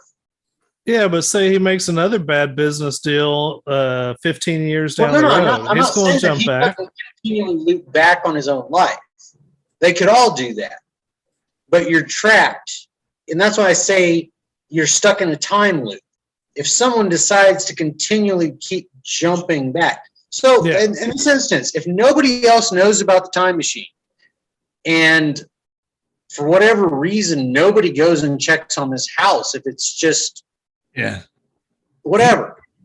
So if he lives all the way until he's 85 years old and then decides I'm going to go back, I'm going to jump back to when I'm 20, he can keep doing that. But in his life and for, I don't know, maybe ever, for everybody, time will only exist in that 80 years. I walked away, Yaks, with the impression that because the way AJ Bowen smiles into that glass of whiskey when he toasted New Beginnings, we're left with the impression of he's going to jump back, get the money that was rightfully his from that bad business deal, save his marriage. I'm left with the impression that there's not a lot of dudes running around with these keys, that there's one set of keys and he's got it. I don't know if he'll use it again, but it ends on especially with this Shooter Jennings rock and roll song out of nowhere, which contextually like really jumped out at me as a bad choice. I think we're just supposed to be left with the happy ending of this guy getting his life back. Well, that's great for Rusty, but if I'm another person in the game and I find out he has the key, I'm gunning for that mofo. Well, that's where it gets weird. So let's say there's 5 keys. So there's 4 other people out there back in this loop. I mean, I just think that, and that's one of the problems that's inherent with time travel movies is that you either have to force your audience to do two things: suspend their disbelief and just roll with the flow, or you have to placate the science geeks who will rip it apart, deliver very strict rules and stick with them. I think we're just left here with, hey, we spent 80 minutes here getting you to like this guy, and we give him a happy ending after this night of hell he went through. That's fine. And I think that's fine. But the fact that we just spent 3 minutes, who else has keys? What's he going to do after that? That's a good movie. When you keep thinking beyond the movie, I think that's a testament to good storytelling. That's why I wouldn't say that I love the movie, but I really liked the movie. I'm definitely not sad that I spent money on it. It's definitely something that I would suggest people watch. The acting is good. The cinematography is great. It's a fun ride. I mean, even with my griping about some of the stuff, it's still a fun ride. It's a very fun ride. I'll say my last words are to make a musical comparison point. I buy every single fucking album that my favorite vocalist Mike Patton appears on. If he makes an appearance on an album, I buy it. I'm just that big a fan, and I'm at the point now where I will actively seek out and watch anything that AJ Bowen appears in, no matter how the movie looks to me. If the movie doesn't look interesting to me by reading the synopsis or whatever, I'll fucking seek it out and watch it because I know he'll bring a new angle of humanity and something super special to it. He's that next level in my mind. Everything I've seen the guy in is next level. The guy is just fucking phenomenal. That's my opinion, and I'm going to open up to you boys. Do y'all have any favorite actors or actresses out there that you're that into these days, where no matter what, if you look at their IMDb and it says they're in it, you'll watch it? These days, no. Short of obviously like Daniel Day-Lewis, obviously you'll watch anything that fucking brilliant dude does. No, I don't have anybody like that. Dead people that I haven't seen all their movies, yes, but not anyone. Well, I know the doctor's currently in the midst of a deep dive into the Marlon Brando filmography, which he's typing up some words, which we hope to feature on the Tuesday Night Cigar Club website soon. He got kind of a little tickle in his ass to dig in deep on Marlon Brando, and good. That's been going for a couple of weeks, and I think it's going good. It'll take a little while. I got more movies to watch, but yeah, I mean, there's a lot to watch. But I'm really excited to read your thoughts on Brando, because he's one of those guys that fascinates me beyond all belief. So, but yeah, I don't know why, but this actor I think he elevates everything he's given on the script, and he just elevates every movie he's in. And yeah, if he's in it, I'll fucking watch it. I just love this guy. And I think more so than The Sacrament, more so than obvious, The Guest he had a side role. But even more so much more so, Doctor, than my favorite role of his, A Horrible Way to Die. I thought this was the best I've seen him. Okay. I just thought he ran the spectrum from innocent cab driver to where he ends up. And I thought he did it all masterfully. You know what? He's not paying me, so I'm going to stop talking about AJ Bowen, but I just love this actor. And he's a great actor. I really dug this movie, because most of, especially small independent movies like this, I mean, dude, the chick wrote it, co-directed it, edited it. The other co-director shot it cinematography wise. They clearly, it's a low budget affair, but when they had to have special effects, like with Frank's skull being torn apart and all that, they did that stuff great. I just respect people that take limited resources, and especially limited stories where it's a condensed cast and a small story, and they just really do something really cool and really special. Yeah. And I thought Night Drive gave me all of that. I'm a big fan. I love this movie. Thank you very much for joining us. We will be back in 2 weeks with our March to Halloween. Who knows where we're going from here, but I promise it'll be fun. So, Tut, now you're in the hot seat. Give us some links. All right, so hit us up on Facebook, Tuesday Night Cigar Club. You can join us on Instagram at TNCC_podcast. Hit us up on Twitter at TNCCcast. And then please join us and subscribe to YouTube, Tuesday Night Cigar Club. If you want to buy some of the cigars that you see on the show, you can definitely go to TuesdayNightCigarClub.com, click on the Famous Smoke Shop banner, and if you order $100 or more, you get 20% off of that order. So that's a pretty cool deal. And yeah, there you go. Good job, Tut. In the meantime, if you're on the fence out there, you know what? I know a lot of people don't like politics, which it's not. It shouldn't be politics. It's common sense mixed with their cigar media. Well, then we're not your show. Go get vaccinated. If you do, there's a good chance you won't end up in a hospital bed. Because guess what? 99% of the people right now in hospital beds aren't vaccinated. So go get vaccinated. Put your bullshit aside and do what's right so you can listen to more of our shows. That's self-serving. A little bit, but I dig it. If you die, you can't listen to the Tuesday Night Cigar Club. And we don't. And you don't have a time machine to go back in. No, you folks do not have a time machine in your hallway closet to go back in time if you get struck with the COVID and you're not vaccinated. But guess what? If you get the vaccine, and if it's coming up, you get the booster shot. Guess what? You're probably going to be okay. Here's a groundbreaking thought. Listen to doctors about medical shit and listen to scientists, because memes and Facebook are your enemy. And in the meantime, while you're listening to me and doing that stuff and changing your worldviews, we'll be back in 2 weeks. And it doesn't affect your freedoms. It doesn't affect your liberties.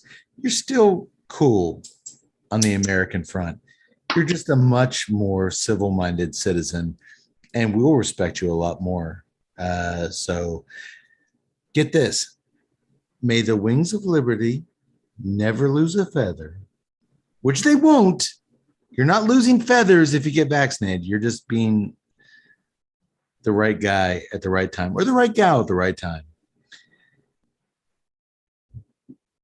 Sayonara, motherfuckers. March to Halloween. It's coming up. We'll see you in 2 weeks. Bye.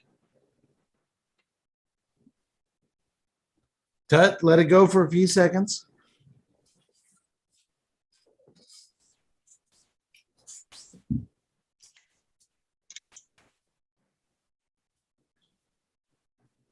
Tut all of a sudden steps into his time machine.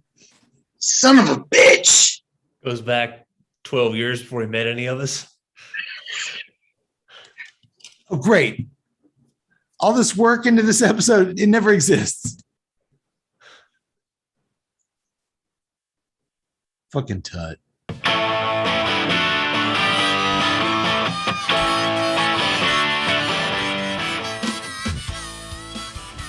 To learn more about the time I worked very briefly as an Uber driver in Truth or Consequences, New Mexico, please read my titillating new ebook, Peen and Weens in My Mean Green Machine, by yours truly, Keith A. Howell. Yes, I specialize mostly in driving male strippers home after a crazy night at the club, and yes, again, I am physically unable to drive a motor vehicle with my pants on. What's that? Yeah. Or go to most family-style, medium-priced restaurants. Yep, just can't have my pants on. Exactly. It's a real condition. Look it up. So, my passengers supplied the wings, I supplied the peen, and my lime green AMC Pacer got everybody where they wanted to go. Except for me. One night I got terribly lost after leaving the Arby's drive-thru at 4 a.m. with some of the fellas, and Let's just say there were both some truth discovered that night and many consequences resulted as well. Like so, yada yada yada, I'm not allowed to be an Uber driver anymore. Which is actually fine. I'm making enough sweet cash from doing the voiceovers for the Tuesday Night Cigar Club that I don't need that stupid job anymore. Wait, these podcast losers don't pay me jack shit. Well, that's it then. I quit.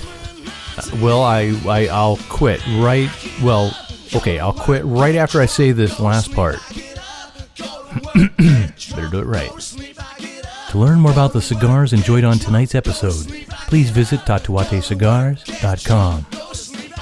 For more on O'Brien's Irish Pub, the live music leader in Central Texas, please visit o'brienstemple.com and download their free smartphone app, where you'll find full beer listings including over 40 on tap, menu information, and a calendar of upcoming live events. To listen and purchase music heard on tonight's program, check out www.fritzbeermusic.com. Thank you for listening to the Tuesday Night Cigar Club podcast. This is Keith A. Howell saying until next time, friends, unless we see you sooner at the pub. So keep it smoky, and for God's sake, keep it ballsy as well.